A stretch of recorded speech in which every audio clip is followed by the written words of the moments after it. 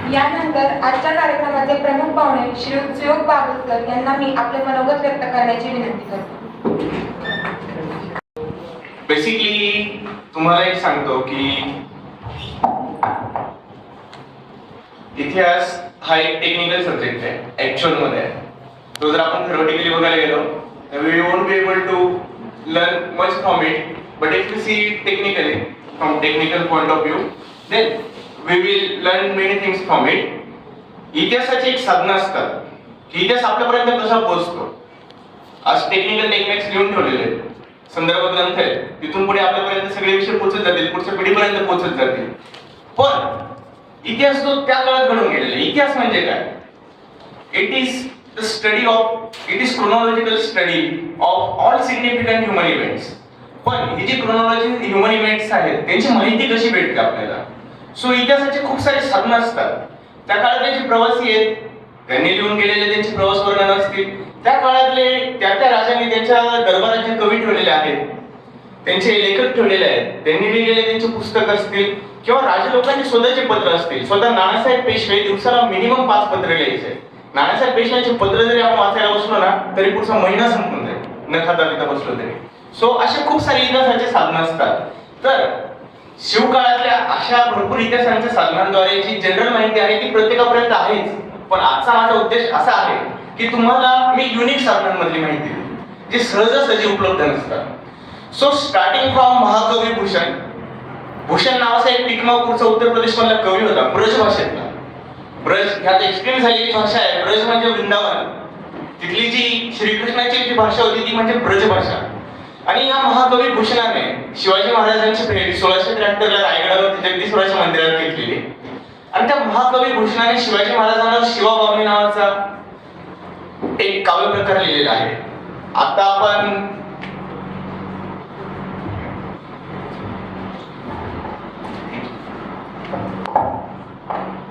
शिवाबावली नावाचं आपण एमिनेमचे रॅप्स ऐकले. ओके, ते गलीबॉय मूवी आला त्यातले रॅप्स आपल्याला माहिती आहेत. पण भारतभूमी या सगळ्या गोष्टींची उद्गाती भूमी आहे. सर्वात पहिले जर रॅप्स कुठे लिहिले गेले असतील तर त्या भारतभूमीत लिहिले गेलेले आहेत. ते म्हणजे कविभूषण लिहिलेले छंद. त्याची सुरुवात एका छंदाने करतो आणि मग तुम्हाला आजच्या व्याख्यानाचा एक अंदाज येऊन लागेल. शिवाजी महाराजांचं सैन्य जेव्हा चतुरंग सैन्य लढाईवर निघतं तेव्हा ते सैन्य दिसत कसं असतं याबद्दल कवी भूषण लिहितो. साजी चतुरंग सैन्य रंग में उमंग चढ़ी सर जब शिवाजी जंग जीतने चलत है. भूषण भनत नद बिहद नगारन के नदी नद मद देवर न केरलत है. ऐल फैल खैल फैल खलक में गैल गैल गजन की ठैल फैल सैल उचलत है. तारा सुतरीनी धुरी धारा पे लगत जिमी धारा पर पारा पारा वारा येत है. याचा अर्थ असा आहे की शिवाजी महाराजांचे चतुरंग सैन्य जेव्हा निघतं तेव्हा त्याचे नगारे डंकी एवढे वाजतात की नद्या यांचा मार्ग बदलतात. हत्तींचे चित्कार ऐकून सगळे घाबरून जातात. आणि ही पृथ्वीची अवस्था कशी झालेली असते की शिवाजी महाराजांच्या सैन्याच्या घोड्यांनी जे भूमीवरची मृत्तिका हवेत उधळते त्यामुळे पृथ्वीवर एक वादळ आलेलं असतं. आणि ही पृथ्वी जसे एका ताटामध्ये जो पारा ठेवलेला असतो तो पारा कसा हलतो ना तशी पृथ्वी डळमळीत होते. बिलीव्ह मी, जेव्हा आपण हा टेम्पो वाढवतो, तुम्हाला भारतातला पहिला रॅप ऐकवतो जेव्हा आपण टेम्पो वाढवतो या गोष्टीचा. साची चतुरंग सैन्य रंग में उमंग चढ़ी सर जब शिवाजी जंग जीतने चलत है. भूषण भनत नद बिहद नगारन के नदी नद मद देवर न केरलत है. ऐल फैल खैल फैल खलक में गैल गैल गजन की ठैल फैल सैल उचलत है. तारा सुतरीनी धुरी धारा पे लगत जिमी धारा पर पारा पारा वारा येवलत है. धारा पर पारा पारा वारा येवलत है. अशा भारी भारी तिने शिवाजी महाराजांना त्या गोष्टी लिहिल्या गेलेल्या आहेत. त्या युनिक साधनांमधून मी तुमच्यापर्यंत पोहोचवणार आहे. आणि ते पोहोचवण्याची संधी दिल्याबद्दल मी प्रिन्सिपल सरांचे खूप खूप आभार मानतो. इथे उपस्थित सर्व एचओडी सरांचे मी स्वागत करतो. आणि ज्यांच्यासोबत मी ट्रेकिंगला जातो, ज्यांनी माझं इंजिनिअरिंग खूप सुखकर केलं ते आमचे आदरणीय फिरमे सर आणि आमचे सहदेव जाधव सर उपस्थित झालेले आहेत. त्यांचे पण मी खूप मनापासून आभार मानतो. आणि आपण आता आपल्या विषयाला सुरुवात करू. सो आजचा विषय आपला काय आहे की आदित्यने मला विचारलं, सुयोग दादा आपण विषयाचं नाव काय द्यायचं. म्हटलं श्री शिवाजी भोसले ते शब्दकर्ते श्री शिव छत्रपती महाराज. हा एक एक शब्द आपण कोडिफाय करूया. श्री शिवाजी भोसले ते शब्दकर्ते श्री छत्रपती शिवाजी महाराज ह्या टर्मिनॉलॉजीज आहेत. हे सगळं संविधान, कायदे, कानून हे स्वातंत्र्यानंतरच भारतात नाही आलेलं आहे. हे कायदे अनादी काळापासून पूर्ण पृथ्वीवरती राहिलेले आहेत. जिथे जिथे समाज येतो, जिथे जिथे राज्य येतं, तिथे तिथे ते राज्य व्यवस्था चालवण्यासाठी कायदे अस्तित्वात असावे लागतात आणि हे कायद्याचं राज्य सगळीकडे असतं. त्यामुळे जेव्हा आपण श्री शिवाजी भोसले म्हणतो याचा अर्थ काय की एक सामान्य व्यक्ती आहे. आज मी उठलो, मी स्वतःपुढे छत्रपतीचं नाव लावलं, मी एकटा खुश राहील. कोणी मला रिकॉग्नाइज करणार आहे? नाही करणार आहे. आज भारताचे एकच प्रधानमंत्री आहेत, युएसचे एकच प्रेसिडेंट आहे, पण भावी भरपूर असते. त्यामुळे मग त्यांच्याकडे सगळ्या पॉवर्स मिळतात का? नाही मिळत त्यांना सगळ्या पॉवर्स. भावी प्रधानमंत्री भरपूर असते, पण ते लष्कराला आदेश देऊ शकतात का? नाही देऊ शकत. तो कोण देऊ शकतो?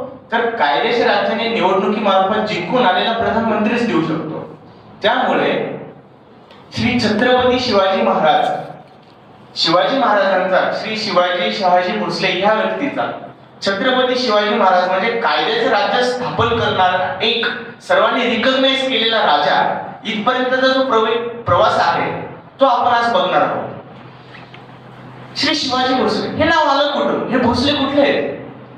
आपण पद्मावती पिक्चर बघितला सगळ्यांनी, त्यामध्ये आपल्याला रावल रतन सिंग दिसले, राणी पद्मिनी दिसली, अल्लाउद्दीन खिलजी दिसला. हे जे रावल रतन सिंग आहेत यांचे जे पूर्वज होते ते गुहिल वंशाचे होते. गुहिल नावाचा त्यांचा संस्थापक होता. त्यानंतर मुख्य संस्थापक त्यांचे बाप्पा रावल होते. यांनी राजस्थानात त्यांचं राज्य स्थापन केलेलं. पुढे यांच्या दोन शाखा पडल्या. एक शाखा चित्तोडगड, गड तो गड, चित्तोडगड, बाकी सारे गडहिया असं ज्याबद्दल म्हटलं जातं. म्हणजे गड असा होता चित्तोडगड, बाकीचे सारे गड आहेत, बाकीच्या साऱ्या फक्त भिंती उभारलेल्या आहेत. असं चित्तोडगडला यांची रावल शाखा होती आणि राजस्थानात सिसोदे नावाचं एक गाव होतं, तिथे त्यांची राणा शाखा होती आणि ते सिसोदे गावाचे होते, त्यामुळे त्यांच्या वंशजांना सिसोदिया म्हणायचे. ही जी रावल शाखा होती त्यातले जे रावल होते, रावल रतन सिंग, 1302 आणि 1303 ला जे चित्तोडचं युद्ध झालं त्यात रावल रतन सिंगने पुत्रिक वारले, ते शहीद झाले. त्यांची पत्नी पद्मावतीने जोहर केला 16,000 स्त्रियांसकट. त्यामुळे रावल वंश जो होता तो वंश संपला. त्यामुळे चित्तोडवर अधिकार गाजवणारा जो रावल वंश होता तो उरला नाही. अल्लाउद्दीन खिलजीने त्याचा मुलगा खिजर खानाला चित्तोडची किल्लेदारी दिली. त्याने चित्तोडचं नाव बदलून खिजराबाद ठेवलं आणि तिथून तो राज्य करायला लागला. अशा वेळेस काय करायचं? त्याच वेळेस सिसोदिया गावामध्ये राणा शाखा होती. राणा शाखाचा राणा होता अजय सिंग. अजय सिंगला एक त्रास देणारा शत्रू होता. तर त्याने त्याची मुलं सुजान सिंग आणि दिलीप सिंग यांना सांगितलं की तुम्ही त्या शत्रूचा बिमोड करा, पण ते नाही करू शकले. मग अजय सिंगाने त्याचा पुतण्या, त्याचं नाव हमीरला सांगितलं की हमीर, तू जाऊन त्या शत्रूचा बिमोड करू शकतोस का? हमीर म्हणे खमागणी हुकूम. हमीर गेला, हमीरने त्या शत्रूचा बिमोड केला, त्याचं शिर कापलं आणि त्याचे काका राणा अजय सिंग यांच्या पुढे ठेवलं. ही राणा शाखा सोपी नाही बरं. राणा शाखा म्हणजे भारताचा सर्वोच्च राजवंश आणि त्यांना पराक्रम हा इतर सगळ्या गोष्टींपेक्षा वर असतो. मग राणा अजय सिंगाने त्याचे मुलं जे होते सुजन सिंग आणि दिलीप सिंग ठरवलं की यांना गादी नाही द्यायची, हे पराक्रमी नाहीये, ही गादी मी माझा पुतण्या हमीरला देईन आणि हमीरला देईन. आणि त्याने हमीरला त्याची गादी दिली. त्यामुळे काय झालं? भाऊबंदी. सुजन सिंग आणि दिलीप सिंग इसवी सन 1334 ला महाराष्ट्रात निघून आले आणि हा जो हमीर होता या हमीरने खिजराबाद म्हणजे चित्तोडवरच्या खिजर खानाला हरवून चित्तोडचा ताबा आपल्या ताब्यात घेतला आणि तिथून चित्तोडचा राणावंश चालू झाला. या हमीरला एक उपमा होती, विषमघाटी पंचानन. म्हणजे अवघड परिस्थितीमध्ये सिंहासारखा जो चतुर असतो तो म्हणजे विषमघाटी पंचानन. आणि त्याच हमीरच्या वंशामध्ये पुढे राणा प्रतापजींचा जन्म झाला. त्याच हमीरचे सगळे चुलत भाऊ सुजन सिंग दिलीप सिंग 1334 साली महाराष्ट्रात निघून आले भाऊबंदकीमुळे.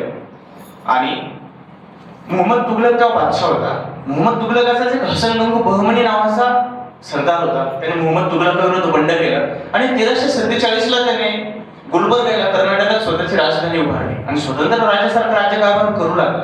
मग सुजन सिंग आणि दिलीप सिंग त्याच्याकडे रुजू झाले. त्यांनी त्याला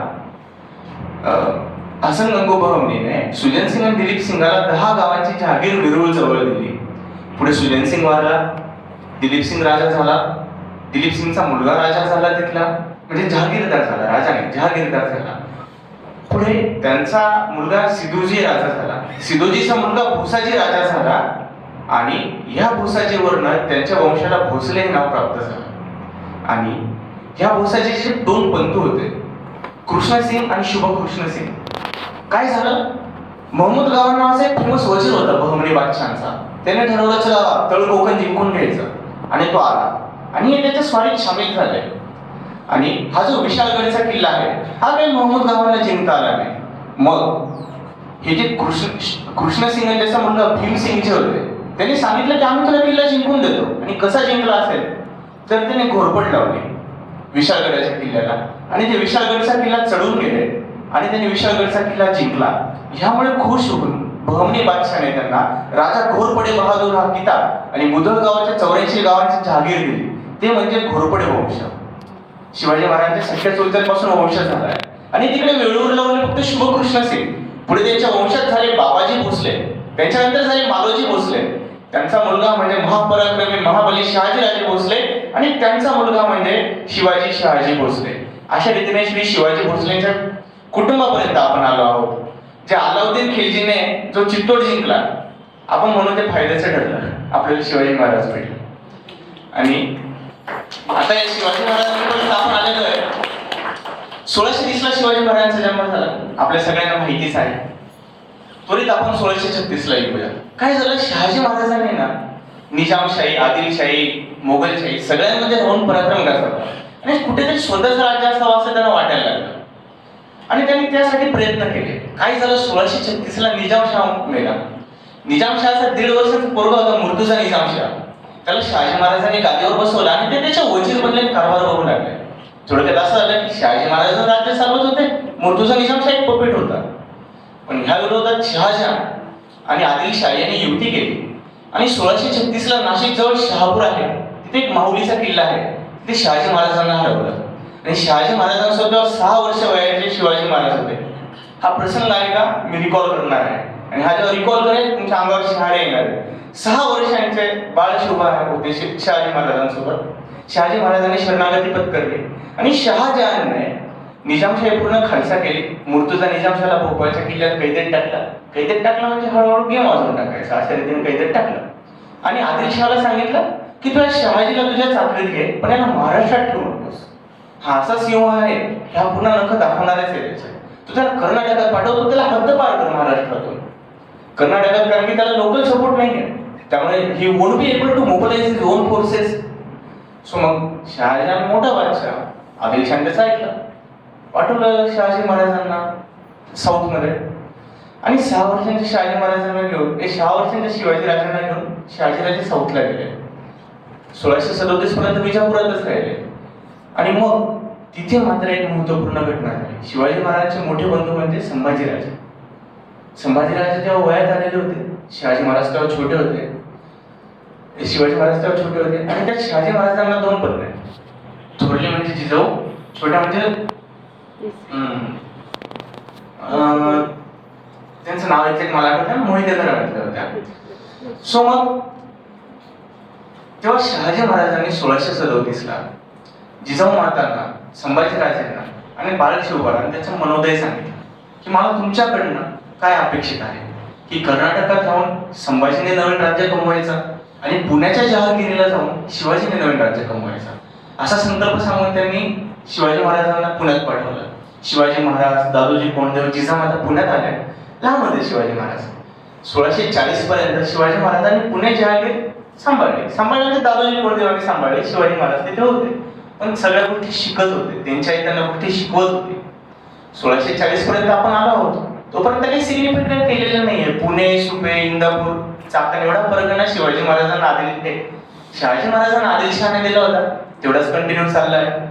पुढे काय होतं पण एक महत्वपूर्ण गोष्ट, साधारण 1642 ला ना शहाजी महाराज शिवाजी महाराजांना पुन्हा बोलवून घेतात साऊथ मध्ये. हा एक टर्निंग पॉइंट आहे. प्रत्येकाच्या लाईफचा एक टर्निंग पॉइंट असतो, हा शिवाजी महाराजांच्या लाईफचा टर्निंग पॉइंट आहे. तोपर्यंत शहाजी महाराजांना बेंगलोरची जहागिरी दिलेली असते आदिलशहाने. बेंगलोर जे आजचं शहर बघतो ना आपण, ते सगळं विकसित करण्याचं श्रेय जातं शहाजी राजांना. तिथे शहाजी महाराज बाल शिवबाला बसवून घेतात आणि खूप 2 वर्ष शिक्षण देतात, प्रॉपर शिक्षण देतात. आणि वयाच्या 14व्या वर्षी त्यांना पुण्यात पाठवतात. आता पुण्यात येणारे शिवाजीराजे वेगळे, आता शहाजी महाराजांनी पुण्यात येणाऱ्या शिवाजीराजांना त्यांची मुद्रा बनवून दिलेली आहे. ही राजमुद्रा शिवाजी महाराजांनी नाही बनवलेली.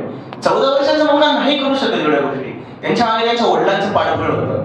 त्यांची राजमुद्रा बनवून, जी आपल्या सगळ्यांना खुदगतच आहे, मी तिचा पुन्हा उद्गार नाही करणार, ती राजमुद्रा बनवून शिवाजी महाराजांना तेव्हा भरपूर सारे मंत्री सोबत देऊन, खूप सारा खजिना आणि फौज देऊन शिवाजी महाराजांनी पुण्यात पाठवलं. सो शिवाजी महाराजांना इनिशियल बॅकिंग त्यांच्या वडिलांची होती, पण बॅकिंग तर सगळ्यांनाच असते, सगळ्यांच्या जोडीत सामर्थ्यशाली असतं, बट दॅट डझंट मीन की मुलगा सामर्थ्यशाली निघेल. पण शिवाजी महाराज मात्र तशातले नव्हते. 1645 ला शिवाजी महाराजांनी रोहिडेश्वराच्या मंदिरात, हा रायरेश्वर किल्ला भोरजवळ आहे, कधी जमलं तर जाऊन बघा. तो किल्ला एवढा विस्तृत आहे की आमचं नाशिक शहर त्या किल्ल्यावर बसलं, एवढा तो किल्ला रुंद आहे. त्याच्या एका बाजूने राजगड दिसतो आणि 14 किलोमीटर एका बाजूने चालत गेलं का तिथून रायगड दिसतो. 2 जिल्ह्यांमध्ये तो किल्ला विभागला गेलेला आहे. तिथे जाऊन शिवाजी महाराजांनी एप्रिल 1645 ला त्यांच्या सहकाऱ्यांसोबत स्वराज्याची शपथ घेतली. हे स्वराज्य म्हणजे काय? ही एक टर्मिनॉलॉजी. स्वराज्य म्हणजे स्वतःच राजा, की एकट्या देशांची सत्ता उरलेलीच नव्हती. अल्लाउद्दीन खिलजीने 1294 ला देवगिरीच्या यादवांचं साम्राज्य संपवल्यापासून इथे एकट्या देशांची सत्ताच नव्हती. इट्स लाईक की we are Indian people but US president is ruling over. So मग इंडियन लोकांनी ठरवलं की आमचं स्वतःचं गव्हर्नमेंट असेल, हे म्हणजे स्वराज्य. इथल्याने ठरवलं की आमचं स्वतःचं राज्य असेल, आम्ही आम्हाला गव्हर्न करू, why will need other people outsiders. ही टर्मिनॉलॉजी म्हणजे स्वराज्य. आणि स्वतःचं राज्य उभं करण्याची, एकच देशांचे राज्य, हे स्वतःच नाही, एकच देशांचं राज्य उभं करण्याची शपथ शिवाजी महाराजांनी घेतली. आणि त्यानंतर रोहिडा, रायरेश्वर, तोरणा आणि तोरणानंतर राजगड असे केले जिंकत जिंकत त्यांनी एक बेस निर्माण केला. आणि तोपर्यंत गोष्टी खूप छोट्या होत्या, पण तेव्हा एक टर्निंग पॉइंट आला पुन्हा. आदिलशहाने काय केलं? शहाजी राजांना कैदेत टाकलं आणि शिवाजी राजांवर आणि संभाजी राजांवर फौज पाठवली. आणि महाराजांवर पहिलं आक्रमण झालं ते फतेखानाचं. महाराजांनी ते पुरंदरच्या किल्ल्यावर व्यवस्थितपणे परत पाठवलं. संभाजी राजांनी पण कर्नाटकात त्यांच्या विरुद्ध गेलेल्या फौजेवरती हल्ला चढवला आणि विजय प्राप्त केला. आणि अशा रीतीने स्वतःचे छोटे छोटे राज्य सुरक्षित केले. पुढे शहाजी महाराजांची पण सुटका झाली. सो इथपर्यंत विषय खूप चिल चाललाय. Adil Shah does not care. त्याच्या म्हणजे नाहीच आहे की एवढ्या एवढ्याशा छोट्या गोष्टीवर कोण काय क्लेम करू शकणार आहे. म्हणजे त्याचे 2 आमदार आहेत, तो कुठे सरकार स्थापनेचा दावा करणार आहे असं त्यांना एवढं सोपं वाटत होतं. पण Shivaji Maharaj was a big player. शहाजीराजांची सुटका झाली. शहाजीराजे पूर्ण कर्नाटकात गेले आणि इकडे शिवाजी महाराज स्वतः वयात आले होते. तोपर्यंत त्यांना दादोजींच्या सल्ल्यानुसार चालावं लागत होतं. आता शिवाजी महाराज मात्र स्वतः वयात आले, 18+ झालेले आहेत. मग आता he can make his on decisions. So basically 1653 पर्यंत आपलं स्वराज्य केवढं होतं? 1653 पर्यंतचं पिरियड म्हणजे त्यांचं खूप छान बालपण गेलेलं आहे शिवाजी महाराजांचं. त्यानंतरची जी लाईफ आहे ती आता इंटरेस्टिंग बनणार आहे. 1653 पर्यंत शिवाजी महाराजांचं राज्य काय? पुणे, सुपे, इंदापूर, चाकण, राजगड, तोरणा, रोहिडा, पुरंदर आणि सिंहगड एवढा प्रदेश. त्यानंतर मात्र घोडदौड चालू झाली. काय होतं? टर्निंग पॉइंट 1655 ला ना औरंगजेब दक्षिणेचा सुभेदार म्हणून येतो. त्या औरंगजेब शहाजहान आहेत. शहाजहानने त्याला दक्षिणेचा सुभेदार म्हणून पाठवलं. मुघलांचे 22 सुभे होते. आता जसे भारतात 29 राज्य, 7 केंद्रशासित प्रदेश आहेत, तसे मुघलांचे 22 सुभे होते. 22 सुभ्यांवरती त्यांचे 22 सुभेदार असायचे, म्हणजे ते तिथले मुख्यमंत्री, आणि ते तिथून कार्यभार चालवायचे. आणि दक्षिणेचे 6 सुभे एकत्र असायचे.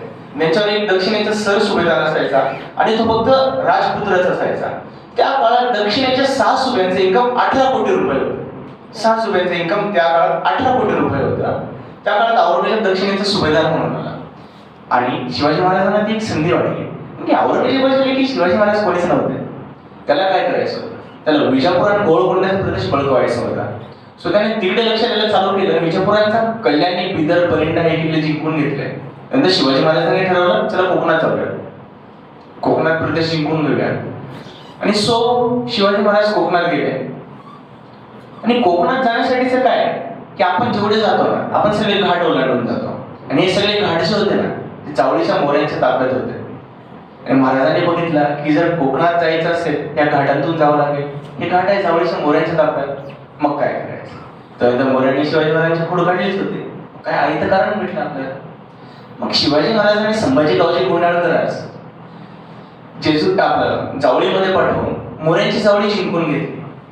सो आता महाराजांचा ताब्यात साताऱ्याचा परिसर, पुण्याचा परिसर, ठाण्याचा थोडासा परिसर आलेला आहे. आणि त्यावेळी विलक्षण घटना घडली. जावळीमधून महाराजांना दोन गोष्टी भेटल्या, एक म्हणजे मुरारबाजी देशपांडे आणि दुसरे म्हणजे रायगड. महाराजांनी रायगड बघितला आणि ठरवलं इथे राजधानी करायची. आणि याच्यासाठी सभासद बखरीने खूप छान उतारा दिलेला आहे की महाराजांनी रायगड कसा बघितला. सगळ्यांनी रायगड पाहिलंच आहे, आपल्या ऍटलीस्ट फोटोत पाहिलंच. राजा खासा जाऊन बघता गड भूत चकोड, चौतर्फी गडाचे कडे तासिल्याप्रमाणे 1.5 गाव उंच, पर्जन्यकाळी कडेवर गवत उगवत नाही, धोंडा तासी एकच आहे. दौलताबाद पृथ्वीवरील थोर गड खा, पण तो उंचीने थोडका. त्याचे 10 गुणी उंच गड बघून बहुत संतुष्ट झाले, बोले तथाच जागा गड हाच करावा. सभासद बखरी पान क्रमांक 65 आणि 66 वरती इन्फॉर्मेशन आहे. शिवाजी महाराजांना रायगड किती आवडला. महाराजांनी रायगडावरती राजधानीचं काम चालू केलेलं आहे. आणि आता मात्र महाराजांनी कल्याण भिवंडी पण जिंकून घेतली आणि आदिलशहाच्या चिलीमीतली जी राख होती ती उडाली. आता मात्र आदिलशहाला कळलं की समोरून पण सरकार स्थापनेचा दावा होऊ शकतो, राज्यपाल याला पण संधी देऊ शकतात. मग आदिलशाह भेटला, काय करायचं. तोपर्यंत जो आदिलशाह होता, मुहम्मद आदिलशाह, तरुण होता, तो महत्वाकांक्षी होता, पण तो भयानक प्यायचा आणि तो लवकर गेला. मग त्याचा मुलगा अली आदिलशाह बादशाह झाला वयाच्या 17व्या वर्षी. पण त्याची मानलेली आई बडी बेगम ही मात्र कारभार चालवायला लागली आणि तिने तिचा जो ब्रह्मास्त्र होतं ठरवलं याला पाठवूया. त्याचं नाव सगळ्यांना माहितीच आहे, अफजल खान. हा कोण होता? हा साधा व्यक्ती नाही बरं. हा एका स्वयंपाकिनीचा मुलगा होता. म्हणजे भटारखान्यात त्याचा जन्म झाला होता, आदिलशहाच्या किचन मध्ये त्याचा जन्म झाला होता. पुढे स्वतःच्या बळावर तो मोठा झाला होता आणि तो इतका मोठा होता की याने स्वतः औरंगजेबाला एकदा एका वेळेत अडकवलं होतं. औरंगजेब स्वतः ज्याला घाबरून असायचा तो म्हणजे अफजल खान. एका वेळेत त्याने औरंगजेबाला अडकवलेलं. पण औरंगजेबाने तेव्हा विजापूरचा आदिलशहाचा जो सेनापती होता खान मोहम्मद याला थोडस व्यवस्थितपणे समजावून औरंगजेब त्या वेड्यातून सुटला. आणि अफजल खानापर्यंत ही बातमी गेली की औरंगजेब आपल्या तावडीतून सुटलाय. तो दन पावलं टाकत गेला आदिलशहाकडे विजापूरला आणि बडी बेगमीला म्हणतो की बघा तुमच्या सरसेनापतीने औरंगजेबाला जाऊ दिलं. आणि अफजल खानाच्या शब्दाला एवढं महत्व होतं की खान मोहम्मदावर मारेकरी घालून खान मोहम्मदाचा खून करण्यात आला. असा अफजल खान.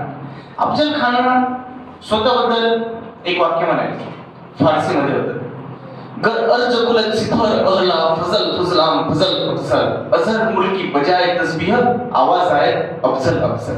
म्हणजे की उच्च अशा स्वर्गात बसून अल्लाह जेव्हा त्याच्या जपमाळ्यातले मणी मोजत असतो तो विचारतो हे स्वर्ग या पृथ्वीवरील सर्वश्रेष्ठ लोक आणि अफजल खान ह्याच श्रेष्ठ लोक. तेव्हा त्या जपमाळ्यातून एकच आवाज येतो अफजल अफजल अफजल. अर्थात तिची अतिशयोक्ती होती, शिवाजी महाराजांनी 2 मिनिटात पाडला तो भाग वेगळा. पण असं महिला स्वतःबद्दल वाटायचं मी एवढा मोठा आहे. आणि ऍक्च्युअल मध्ये तो तेवढा मोठा होता. त्याने शहाजी राजांना कैद करण्याचे 3 लोक होते, वजीर मुस्तफा खान, अफजल खान आणि बाजी घोरपडे. या तिघांचं शहाजी महाराजांना कैद करण्यात योगदान होतं. त्यातला मुस्तफा खान तर लगेच वारलेला. पुढे महाराजांनी अफजल खानाला मारला आणि बाजी घोरपडेला पण घरात घुसून मारला. महाराजांनी बरोबर वडिलांचा बदला घेतला होता. त्यातला अफजल खान याने पूर्ण दक्षिणेत आदिलशहाच्या नावाची एवढी दहशत पसरवली होती की अफजल खान येतोय ह्या एका वार्तेने सगळे त्यांचे किल्ले आदिलशहाच्या ताब्यात द्यायचे. असा हा अफजल खान. आणि व्यक्तिगत दुश्मनी ती बदला तो लेंगी असं शिवाजी महाराजांना म्हणण्यासाठी कारण कोणतं होतं की महाराजांचा मोठा भाऊ संभाजीराजे हे कनकगिरीच्या वेळेत आदिलशहाच्या वतीने काम करत होते. त्याच वेळेत अफजल खान सुद्धा आदिलशहाकडनं होता आणि अफजल खानाने दगाफटका करून कनकगिरीच्या वेळेत संभाजीराजांना मारलं होतं. स्वतःचा मोठा भाऊ अफजल खानाने मारलाय. स्वतःच्या वडिलांना साखळदंडात चढकवून विजापुरात हत्तीवर मिरवणूक काढून अफजल खानाने आणलं होतं आणि तो आता आपला घास घ्यायला येतोय हे शिवाजी महाराजांना कळलं. अफजल खानाने येता सोफेरीतीने नाही आला, तो सगळे देवळं तुडवत आला. पण शिवाजी महाराज बाहेर नाही पडले. आणि शिवाजी महाराजांनी शिष्टाई करून कसं अफजल खानाला मारलं हे आपल्याला माहितीच होतं.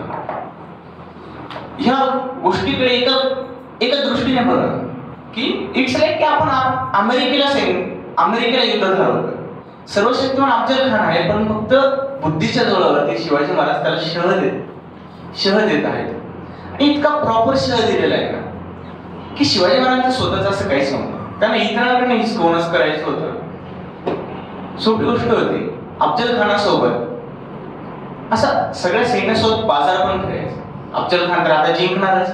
अफजल खान जिंकला की त्याच्यासोबत व्यापार करायला आपल्याला भरपूर संधी भेटेल. म्हणून विजापूरवरनं ना खूप सारे सोनार अफजल खानासोबत आले होते. हा एक रंजक किस्सा आहे. खूप सारे सोनार जडजिवायला घेऊन अफजल खानासोबत आले आणि महाराजांचे जे वकील होते पंताजी गोपीनाथ बोकी यांनी त्या सोनारांना जाऊन सांगितलं की अफजल खानाला खूप सारे गिफ्ट्स देणार आहेत शिवाजी महाराज, सो तुम्ही प्लीज प्रतापगडावर येता का, म्हणजे मग ते तुमच्याकडनं भरपूर खरेदी करू शकतील आणि अफजल खानाला देऊ शकतील. हे म्हणे वा, नाईस बिझनेस, लेट्स गो. गेले प्रतापगडावर. महाराजांनी त्यांच्याकडनं भरपूर खरेदी केली, पैसे मात्र दिले. थांबा, भेट उद्या पैसे देऊ पैसे. भेट झाली. अफजल खान गेला. मग महाराजांनी काय केलं? महाराजांनी यांना सांगितलं की जीव प्यारा असेल तर तुम्ही मात्र चालले जा. अशा रीतीने महाराजांकडे विजापूरच्या सगळ्यांची जडजवाई येऊन लागल्या, पण त्यांना पे पण करावं लागलं नाही. अशा रीतीने बुद्धीच्या बळावरती महाराजांनी अफजल खानाच्या लढ्याच्या वेळेस यश मिळवलं. त्यानंतर मात्र काय झालं? अफजल खानाचा एक मुलगा होता फाजल खान, एक निर्लज्ज व्यक्तिमत्व. सो त्याला असं बापाच्या वदाचा सूड घ्यायचा होता. त्यांनी आदिलशाकडे रिक्वेस्ट केली की प्लीज लेट मी गो. आणि मग फाजल खान आणि रुस्तुम जमान हे अफजल खानाला मारल्याच्या काही कालावधीतच शिवाजी महाराजांवरती पुन्हा चालून आले, अवघ्या महिन्याभरात. तेव्हा शिवाजी महाराजांनी त्यांचा पण बिमोड केला. अशा रीतीने शिवाजी महाराजांनी आदिलशाहीला शांत बसवलेलं आहे. आणि आता शिवाजी महाराजांकडे चावडीचा तर मुलूक येऊनच लागला होता. पण आपण जे म्हणतो ना की शिवचरित्रातून शिकण्यासारखं काय की लोखंड गरम असताना त्याच्यावर हातोडा मारायचा असतो. महाराजांनी काय केलं असेल की अफजल खान मारला, शिवाजीने एकांगी करून अफजल खानास ठार मारला. या गोष्टीची दहशतच एवढी पसरली की पुढच्या 14 दिवसांमध्ये महाराजांनी पन्हाळगड पर्यंत असं मुलूक जिंकून घेतला. जो पन्हाळगड जिंकायला स्वतः शिवाजी महाराजांना नंतर जमलं नाही. स्वतः 1000 माणसं शिवाजी महाराजांच्या ज्या पन्हाळगडच्या लढ्यात मारले गेले होते, तो पन्हाळगड शिवाजी महाराजांनी फक्त मी अफजल खानाला मारलंय ह्या एका वार्तेवरती जिंकला. एवढं शिवाजी महाराजांनी लगेच साध्य करून घेतलं. आणि त्याच पन्हाळगडावरती पुढे सलाबत खान सिद्धेश्वर विरुद्ध त्यांनी लढा दिलेला आहे. आता आपलं जे सर्जिकल स्ट्राईक झालं त्या 2 पोस्ट मध्ये अंतर साधारण पाकिस्तानच्या 900 मीटर होतं. तेव्हा तिथे जनरलला विचारण्यात आलं, आपले जे भारतीय जनरल होते, मराठीच होते, ते माझा कट्ट्यावर आलेले. तर त्यांना म्हणे की एवढं कमी अंतर होतं, त्याच्यातून आपलं सैन्य कसं काय अननोटिस चाललं गेलं. त्याने इथे तरी 900 मीटरचं अंतर होतं, पन्हाळगडावर 50 मीटरचं अंतर होतं, याच्यातून शिवाजी महाराज निसटले. सो आपल्याकडे स्टँडर्ड शिवाजी महाराजांनी एवढे हाय करून ठेवलेले की मग 900 मीटर आपल्याला वाटलं की अरे करले. पण तोपर्यंत होतं काय की 1657ला औरंगजेब उत्तरेत जायला निघतो. त्याचे परमपूजनीय पिताश्री थोडे आजारी पडतात. मग त्याला वाटतं की जाऊन थोडीशी काळजी घेतली गेली पाहिजे वडिलांची. छोटी वडील आहे. ह्या औरंगजेबाबद्दल कविभूषणाने एक छंद लिहिलेला आहे. तो छंद असा आहे, हातात जसं भिरेली प्रातः उठे बंदगी को आपही कपट रूप आपही सुजपके अगरे में जाए दारा चौक में चुनाए लियो छद्रई छिनाए लियो मन मरे बुढ़े बापके किलो दे सगोत घात सोमे नाही गहू फेरी पिल्लम ने चुराए चाले चुगुले की गप्पके भूषण मनद छंदमती मंद महा सोसुच एक आहे बिलाडी बेटी तपके. ज्याने आपल्या परमपूजनीय पिताश्रीला मारलं, स्वतःच्या सख्या भावांना भिंतीत चिरून मारलं, स्वतःच नातेवाईकांना हत्तीच्या पायाखाली दिलं. हे औरंगजेब जेव्हा तू सगळ्यांना दाखवण्यासाठी असे जगमाळ्यातले मणी मोजत असतोस ना, ते म्हणजे एक ढोंग आहे. तू म्हणजे 100 उंदीर खाऊन हजला चाललेल्या मांजरीसारखा आहेस, असा औरंगजेब. तो पुढे बादशाह झाला आणि औरंगजेबाने दक्षिण सुभेदार ओळख असताना शिवाजी महाराजांची ओळख व्यवस्थित करून ठेवलेली होती की हा व्यक्ती कोण आहे. त्यामुळे औरंगजेबाने काय केलं, त्याचा मामा शाहिस्ते खानाला दक्षिणेत पाठवलं. आता आपण असं समजतो की शिवाजी महाराजांचे जे सगळे दुश्मन होते ते होतेच पात्र, म्हणजे ते फक्त की त्यांच्याकडे सगळे पण त्यांना वापरायचं कसं माहित नाही, माकडाच्या हाती तलवार अशा प्रकारचे. असं नव्हतं. हा जो शाहिस्ते खान होता त्याचा हुद्दा होता अमीर उल उमराव. अमीर उल उमराव युनायटेड अरब एमिरेट्स जे आहे त्याच्या 7 आमिर त्यांचा राजा निवडतात आणि तो अमीर उल उमराव असतो. आता इमॅजिन करा, जो UAE चा जो आता बादशाह आहे तो म्हणजे तिथला अमीर उल उमराव आहे. आणि तसा बादशाहच्या अंडरचा बादशाह म्हणजे शाहिस्ता खान होता. त्याने औरंगजेबाला तख्तावर बसण्यासाठी खूप मदत केली होती. शाहिस्ता खान साधा नव्हता, तो मूर्ख अजिबात नव्हता, तो भयानक पराक्रमी मनुष्य होता. अबू तालिब, अमीर उमराज, शाहिस्ता खान आणि त्या बादशाचा मामा घरचा रिश्ता होता. आणि बादशाला वाटलं की 100% हा शिवाजीचा बिमोड करू शकेल. तसा शाहिस्ता खान लक्ष्मीत आला 1 लाखाच्या वर सैन्य घेऊन. पण तो खास असं काही करू शकला नाही. त्याचा जो सरदार होता कारतलब खान, त्याला त्याने कोकणात पाठवलं. लोहगड विसापूरमार्गे तो कोकणात जात होता. तिथे उंबरठिंडी नावाची एक जागा आहे. ते शिवाजी महाराजांनी कारतलब खानाला 1000 सैन्याने कारतलब खानाच्या 30 ते 40,000 सैन्याला जाम केलं एकदम. आणि तिथून शाहिस्ता खानाला शिवाजी महाराजांचा धाक बसला. पुढे शिवाजी महाराजांनी शाहिस्ता खानाला कसे बोटं मोडले वगैरे, we all know that thing. Okay, आपण इथपर्यंत आलेलो की शिवाजी महाराजांनी सिद्धी जोहर, अफजल खान, शाहिस्ता खान या सगळ्यांना जाम केलेलं. ओके, ह्या शिवाजी महाराजांचा खरा प्रवास चालू होतो. तो म्हणजे सुरत याची स्वारी. शाहिस्ता खानाने 3 वर्ष स्वराज्याचा धुमाकूळ घातला ना, त्यामुळे स्वराज्याची रहिवाशी नागवली गेली होती. त्यांच्याकडे स्वतःचे म्हणून असे पैसे, स्वतःचे म्हणून जमीन, स्वतःचे म्हणून घरदार आणि शेती करण्यासाठी लागणारे गुरेढोरे उरलेले नव्हते. मग शिवाजी महाराजांनी आणि तर भरून काढायचे होते. महाराजांच्या गुप्तहेरांनी एक खूप छान ठिकाण शोधलं, ते म्हणजे सुरत. सुरत म्हणजे मागचे 1,500 वर्ष जिथे अव्याहतपणे व्यापार चालू आहे असं ठिकाण. आणि सुरत म्हणजे बादशाची जी मोठी बहीण होती जहारा बेगम, जिला बादशाह बेगम म्हटलं जायचं, त्या सुरतेचं 14 लाख रुपयाचं जगाचं उत्पन्न होतं. ते जहारा बेगमला औरंगजेबाने तिच्या उदरनिर्वाहासाठी लावून दिलेलं होतं. महाराजांनी सुरत घेतली. महाराजांनी सुरतेवर जानेवारी 1664ला छापा टाकला. आणि ह्याच्याबद्दल कवी भूषण लिहितो की हा छापा कसा होता आणि तिथली अवस्था काय झाली. खूप गमतीदार शिकवणे हा. दिलिया दलंदबाई आगे शिवसर्जा निरसंक लूट लिहून सुरती शहर बंकक करी येते डंकक, बंकक करी येते डंकक करी अटक संकट कुलिखल सोचत चकित प्रोच्चत चके विमोचक चकजल रट्टक ठिकाण कट्टक ठिकसे रट्टक ठिलिया सद्दत दिसी रद्दत दबिभय रद्दत दिलिया. शिवाजी महाराजांनी सुरतेवर आक्रमण करून आश्रम धुळधाम उडवून टाकली. तिथले सगळे लोक सैरावयाला पळायला लागले आणि सुरतेची एवढी बदसुरत झाली की सुरत दिल्लीकडे आणि दिल्ली सुरतेकडे बघायला लागली. आणि सुरतेवरच्या छाप्याने दिल्ली दबून बसली. कसं होतं, औरंगजेबाचं ना स्वतःच एक टायटल होतं, आलमगीर म्हणजे पृथ्वीचा बादशाह. आणि औरंगजेब म्हणजे भारताचा बादशाह. भारत, अफगाणिस्तान, पाकिस्तान, नेपाळ, भूटान, बांगलादेश, म्यानमार इथपर्यंत त्याचं साम्राज्य 22 सुलांमध्ये पसरलेलं आहे. आणि त्याचं टायटल आलमगीर. जेव्हा पर्शियाचा सुलतान होता, पर्शिया म्हणजे इराण, त्याचं नाव होतं शाह अब्बास. ह्या सफावीद घराण्याचं आणि मुघल घराण्याचं खूप वागड. त्याचं पर्शियाच्या शहाचं नाव कारण त्यांची पदवी शाह होती. त्यामुळे पर्शियाच्या शहाला निचा दाखवण्यासाठी जहांगीरने त्याचा जो मुलगा होता त्याचं नाव खुर्रम होतं, त्याला नाव ठेवलं होतं शाहजहान. कारण पर्शियाच्या शहाला त्याला निचा दाखवायचा होता. अशा शाह अब्बास आणि औरंगजेबाची खूप टफ फाईट होती. मग औरंगजेबाने शाह अब्बासकडे त्याचं गुप्तहेर पाठवलं. गुप्तहेर म्हणतो त्याचं दूत पाठवला. आणि त्या दूताला शाह अब्बासने त्याच्या घोड्यासोबत पळायला लावलं. एवढी डिसरिस्पेक्ट केली. आणि म्हणतो, अरे तुमचा बादशाह स्वतःला जर आलमगीर म्हणून घेतो तर ते एक दख्खनच्या शिवाजीने त्याची सुरत लुटली, याला मात्र काहीच करता आलं नाही. खरं म्हणजे शिवाजी महाराजांचे सुरत लुटीचे दूरगामी परिणाम हे इराणपर्यंत पोहोचलेले होते. इराणचा बादशाह सुद्धा त्या एका गोष्टीला अनुसरून औरंगजेबाची चव काढत होता. जेव्हा औरंगजेब चौथाळलेला आहे, त्यांनी अशा वेळेस काय केलं की त्याचा जो सर्वात बेस्ट जनरल होता मिर्झा राजे जयसिंग यांना शिवाजी महाराजांवर पाठवलेला आहे. हा मिर्झा राजे जयसिंग कोण आहे? औरंगजेब हा बादशाह आहे. टर्मिनॉलॉजी अशी आहे की औरंगजेबाच्या अंडर खूप सारे राजे महाराजे आहेत. राजपुतान्यातले 29 राजे औरंगजेबाच्या अंडर होते.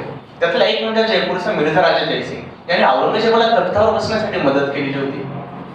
आणि हा औरंगजेब एवढा क्रूर होता की औरंगजेबाने स्वतःचा सक्का मोठा भाऊ दाराशिकोच्या सामुगडच्या लढ्यात पराभव केला होता.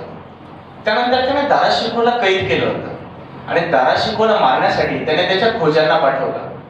तेव्हा तो आग्र्याच्या एका बागेत बसलेला होता. त्याच्या खोजांनी दाराशिकोला मारला. त्याचा मुलगा सलीम शिको याला पण मारला. आणि औरंगजेबाने त्यांना सांगितलं की दाराशिकोचं मारलेलं मस्तक माझ्यापर्यंत घेऊन या.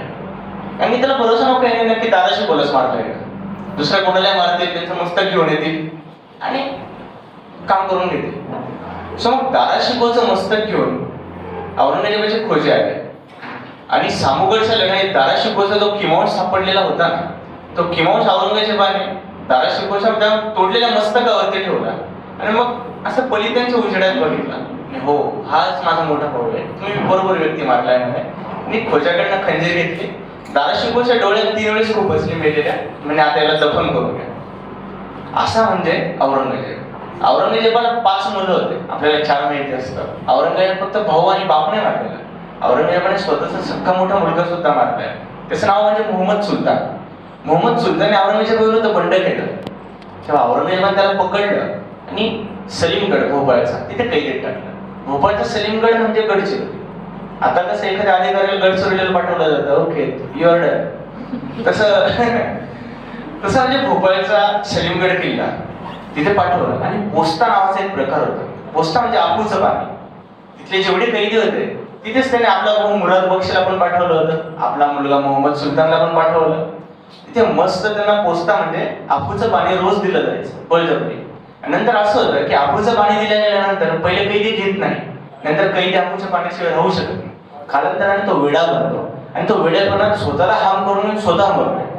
अशा रीतीने औरंगजेबाने स्वतःचा मोठा मुलगा मोहम्मद सुलतानला मारलाय, स्वतःचा मोठा मुलगा पोस्ता देऊन देऊन त्याने मारलाय. असा औरंगजेब. मग त्याने शिवाजी महाराजांना प्रॉपर कुचलायचं ठरवलं.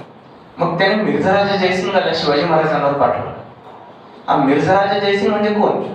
जोधा अकबर मधली जोधा ज्या घराण्याची होती ना, त्या राजपूत घराण्यातला राजा म्हणजे मिर्झा राजा जयसिंग. तो स्वराज्यावर चालून आला. तोपर्यंत शिवाजी महाराजांनी काय केलं असेल? शिवाजी महाराजांनी बघितलं मुघल फौज आपल्यावर चालून येते. शिवाजी महाराजांनी दक्षिणेत एक स्वारी काढली. पहिली नेव्हल स्वारी होती ती, की त्यांनी इथून सिंधुदुर्गाच्या जवळून निघून त्यांनी कारवारपर्यंत, कारवार गोकर्ण गोव्याच्या खालचा भाग तिथपर्यंत ते त्यांच्या नेव्हीमधून गेले. त्यांनी बसनूर नावाचं गाव लुटलं, कारवार लुटलं आणि तिथून जमिनीच्या मार्गामार्गे शिवाजी महाराज महाराष्ट्रात परत आले. आणि तोपर्यंत त्यांनी अजून एक मोठी गोष्ट केली, ती म्हणजे ते त्यांच्या मातोश्री जिजाबाईंना प्रतापगडावरती घेऊन गेले आणि प्रतापगडावरती अजून महाबळेश्वरला घेऊन गेले. महाबळेश्वर अजून सुद्धा एक चौथर आहे, तिथे त्यांनी आपल्या मातोश्रींची सुवर्ण तुला केली. आणि तसंच त्यांचे एक जे वकील होते त्यांची सुद्धा शिवाजी महाराजांनी तिथे सुवर्ण तुला केली. अशा रीतीने शिवाजी महाराजांनी त्यांचा एक एक माणूस जपला होता. जेव्हा बाजीप्रभू देशपांडे 300 मावळ्यांशी घोडखिंडीत उभे राहिले, तर बाजीप्रभू देशपांडेच्या मनात कोणती गोष्ट होती? ते वाक्य अजून सुद्धा जसं लिहिलं गेलेलं आहे की आपण स्वामी कार्यास खर्ची पडले असता स्वामी आपल्या कुटुंबास वाऱ्यावरती सोडणार नाहीत. म्हणजे आपण या स्वराज्याच्या कार्यात जर आपल्या शरीराला काही अपाय झाला, आपण नाही राहिलो या जगात, तर स्वामी म्हणजे शिवाजी महाराज आपल्या कुटुंबाला वाऱ्यावर सोडणार नाहीत. ही शिवाजी महाराजांच्या प्रत्येक मावळ्याला खात्री होती आणि शिवाजी महाराजांनी ती गोष्ट कायम पाळली. नाशिकला एक कन्हेरगड आहे, तिथे एक रामाजी पांगेर नावाचा शिवाजी महाराजांचा किल्लेदार होता. राज्याभिषेकानंतर कन्हेरगडावर एक फेमस लढाई झाली. 700 मावळ्यांनी तिथे पण रामाजी पांगेरा होता. तिथे 30,000 फौजींशी दिलेर खान गेलेला. त्या 700 मावळ्यांनी दिलेर खानाला एवढा जोडपला की दिलेर खान त्या 700 लोकांना घाबरून पळाला. पण त्या युद्धात दुर्दैवाने रामाजी पांगेऱ्याचा मृत्यू झाला. तर रामाजी पांगेऱ्याचं साताऱ्याजवळ एका खूप डोंगरदऱ्यांमध्ये गाव आहे, तिथे शिवाजी महाराज स्वतः गेले. त्यांच्या वडिलांना, त्यांच्या मातोश्रींना भेटले, त्यांचं सांत्वन केलं, त्यांना उदरनिर्वाहासाठी खूप सारे पैसे दिले आणि रामाजी पांगेऱ्याचा भाऊ सैन्यात सामील करून घेतला.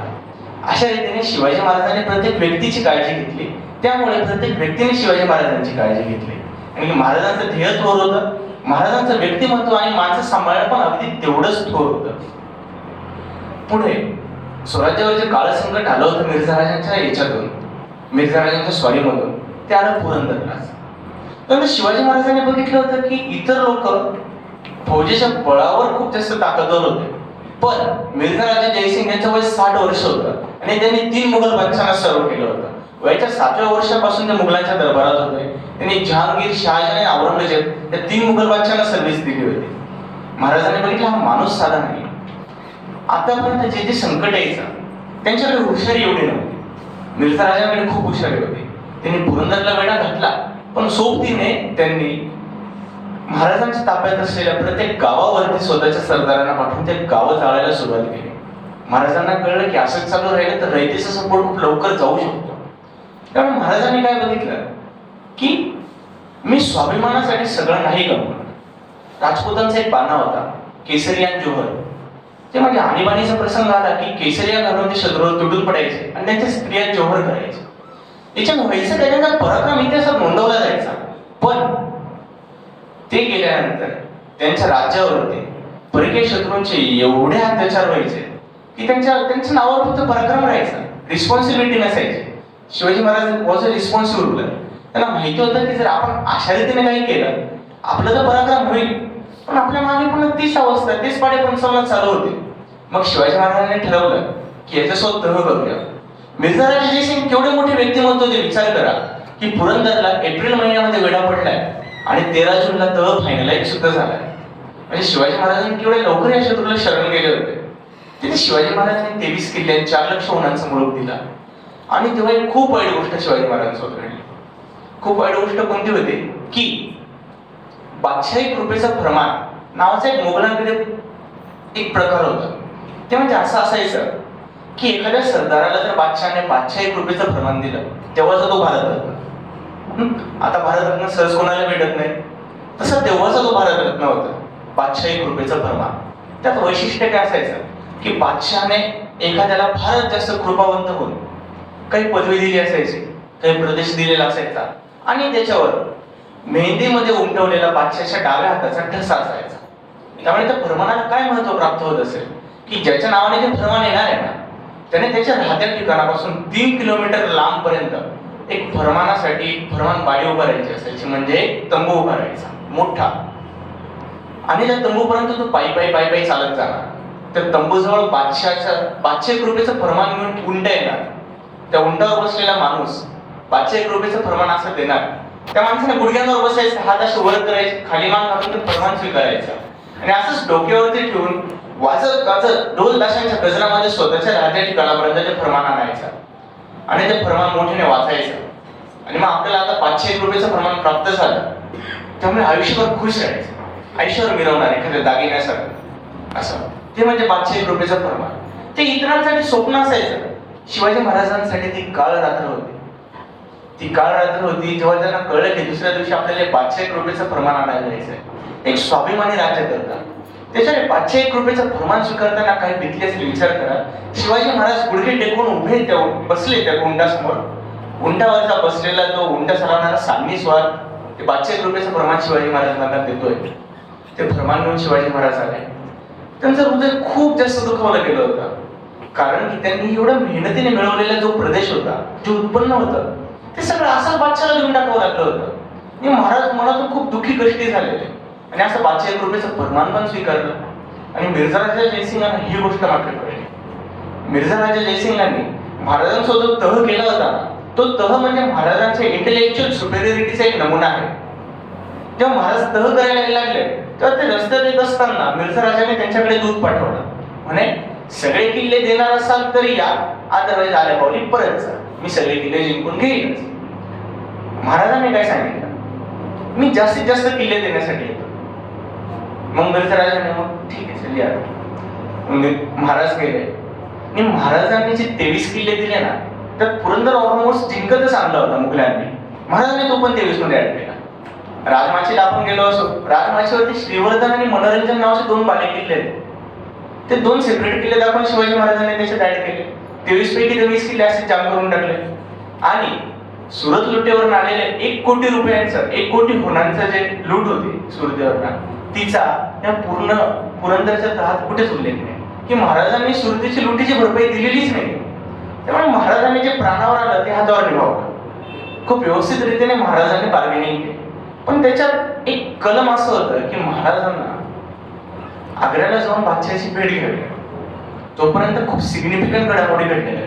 वेळ बदलली की माणसं कशी बदलतात ना, याचं उदाहरण शिवाजी महाराजांनी सुद्धा भोगलंय. आपण तर खूपच छोटे लोक आहेत, पण जेव्हा एक फरमान घेऊन आले शिवाजी महाराज, मिर्झा राजांच्या छावणीत आले आणि मिर्झा राजांनी शिवाजी महाराज सगळे किल्ले त्यांच्या ताब्यात देईपर्यंत संभाजी राजांना स्वतःकडे पोलीस म्हणून ठेवून घेतलं. स्वतःचा मुलगा, ज्या मुलाची आई त्यांची प्रिय पत्नी, तो मुलगा 2 वर्षांचा असताना वारलेली, तो त्यांचा एकुलता एक मुलगा, तोपर्यंत राजाराम महाराज जन्माला नव्हते आलेले. तो एकुलता एक मुलगा शिवाजी महाराजांनी त्यांच्या प्रिय सईबाईची जी आठवण आहे ती मिर्झा राजांच्या ताब्यात पोलीस म्हणून ठेवली. आणि अशा ठिकाणी जिथे दिलेर खानासारखा अतिशय घातकी कपटी व्यक्तिमत्व सुद्धा होता तिथे महाराजांनी स्वतःच्या काळीच तिथे ठेवलं. आणि महाराजांनी जेव्हा जायला लागले शिवाजी महाराज ते जेव्हा येत होते ना तहाला, तेव्हा मिर्झा राजांची शर्त काय होती की निशस्त्र यावं. शिवाजी महाराज स्वतः बघायला गेले ते एक राजपूतच होते. एका राजपुताला निशस्त्र समोरच्याकडे जाणं म्हणजे मला जायचंच नाही किंवा मला मारून टाका पण मी जाणार नाही अशी भावना असायची. तेव्हा शिवाजी महाराजांना स्वतःचं राज्य वाचवण्यासाठी निशस्त्र मिर्झा राजांकडे जावं लागलं. खूप पाणी आणणारा प्रसंग आहे. निशस्त्र महाराज गेले. असे 23 किल्ले जे जिंकून असे लढून रक्ताचं पाणी करून मिळवलं ते द्यावे लागले. 4 लक्ष होण्याचा मुलूक दिला. स्वतःचा मुलगा तिथे ओलीस ठेवला. असं 501 रुपयाचं भिकारडं प्रमाण स्वीकारलं. आणि शिवाजी महाराज जेव्हा मिर्झा राजांकडून चालले होते तेव्हा शिवाजी महाराजांना डोळ्यात पाणी आलं. मग मिर्झा राजांनी राजांची गळाभेट घेतली.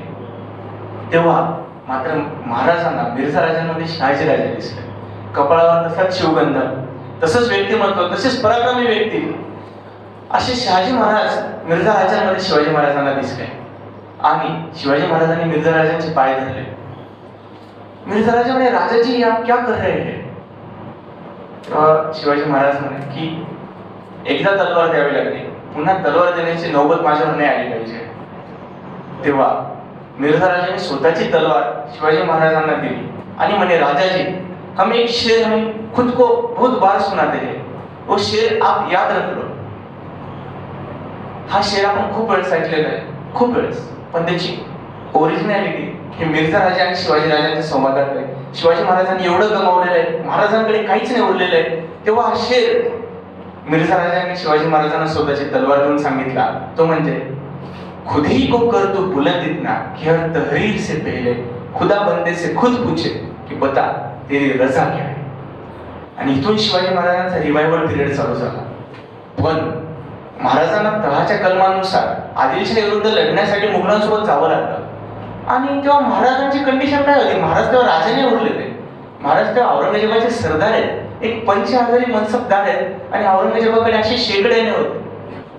औरंगजेब वर्षभर त्याचं तोंड सुद्धा बघायचं नाही, असे 50,000 मनसबदार औरंगजेबाकडे शेकड्याने होते. महाराज त्याच्यातला एक पाड झालेले. महाराजांनी स्वतःचं सार्वभौमत्व दिलेलं आहे.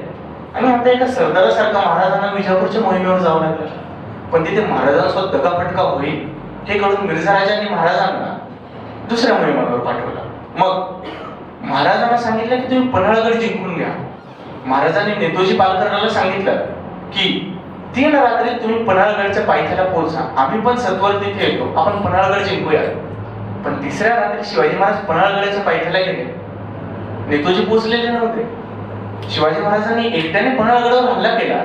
जो पन्हाळगड नुसता मी अफजल खानाला एकांगी मारलेलं आहे ह्या महाराजांच्या एका बातमीने आदिलशहाच्या सरदारांनी किल्लेदारांनी महाराजांना देऊन टाकला होता. जो पन्हाळगड जिंकायला सिद्धेश्वरला 4 महिने लागले होते, त्या पन्हाळगडावर शिवाजी महाराजांनी रात्रीचं आक्रमण केलं, पण शिवाजी महाराज हरले. बघा, एकदा वाईट काळ चालू झाला की वाईट काळ चालूच राहतो. शिवाजी महाराज हरले. नुसते हरले नाही तर शिवाजी महाराजांचे 1000 माणसं कापले गेले. जो एक व्यक्ती गेल्यानंतर त्याच्या आईबापांचं त्याच्यावर सांत्वन करतो, त्या राजाचे 1000 माणसं कापले गेले.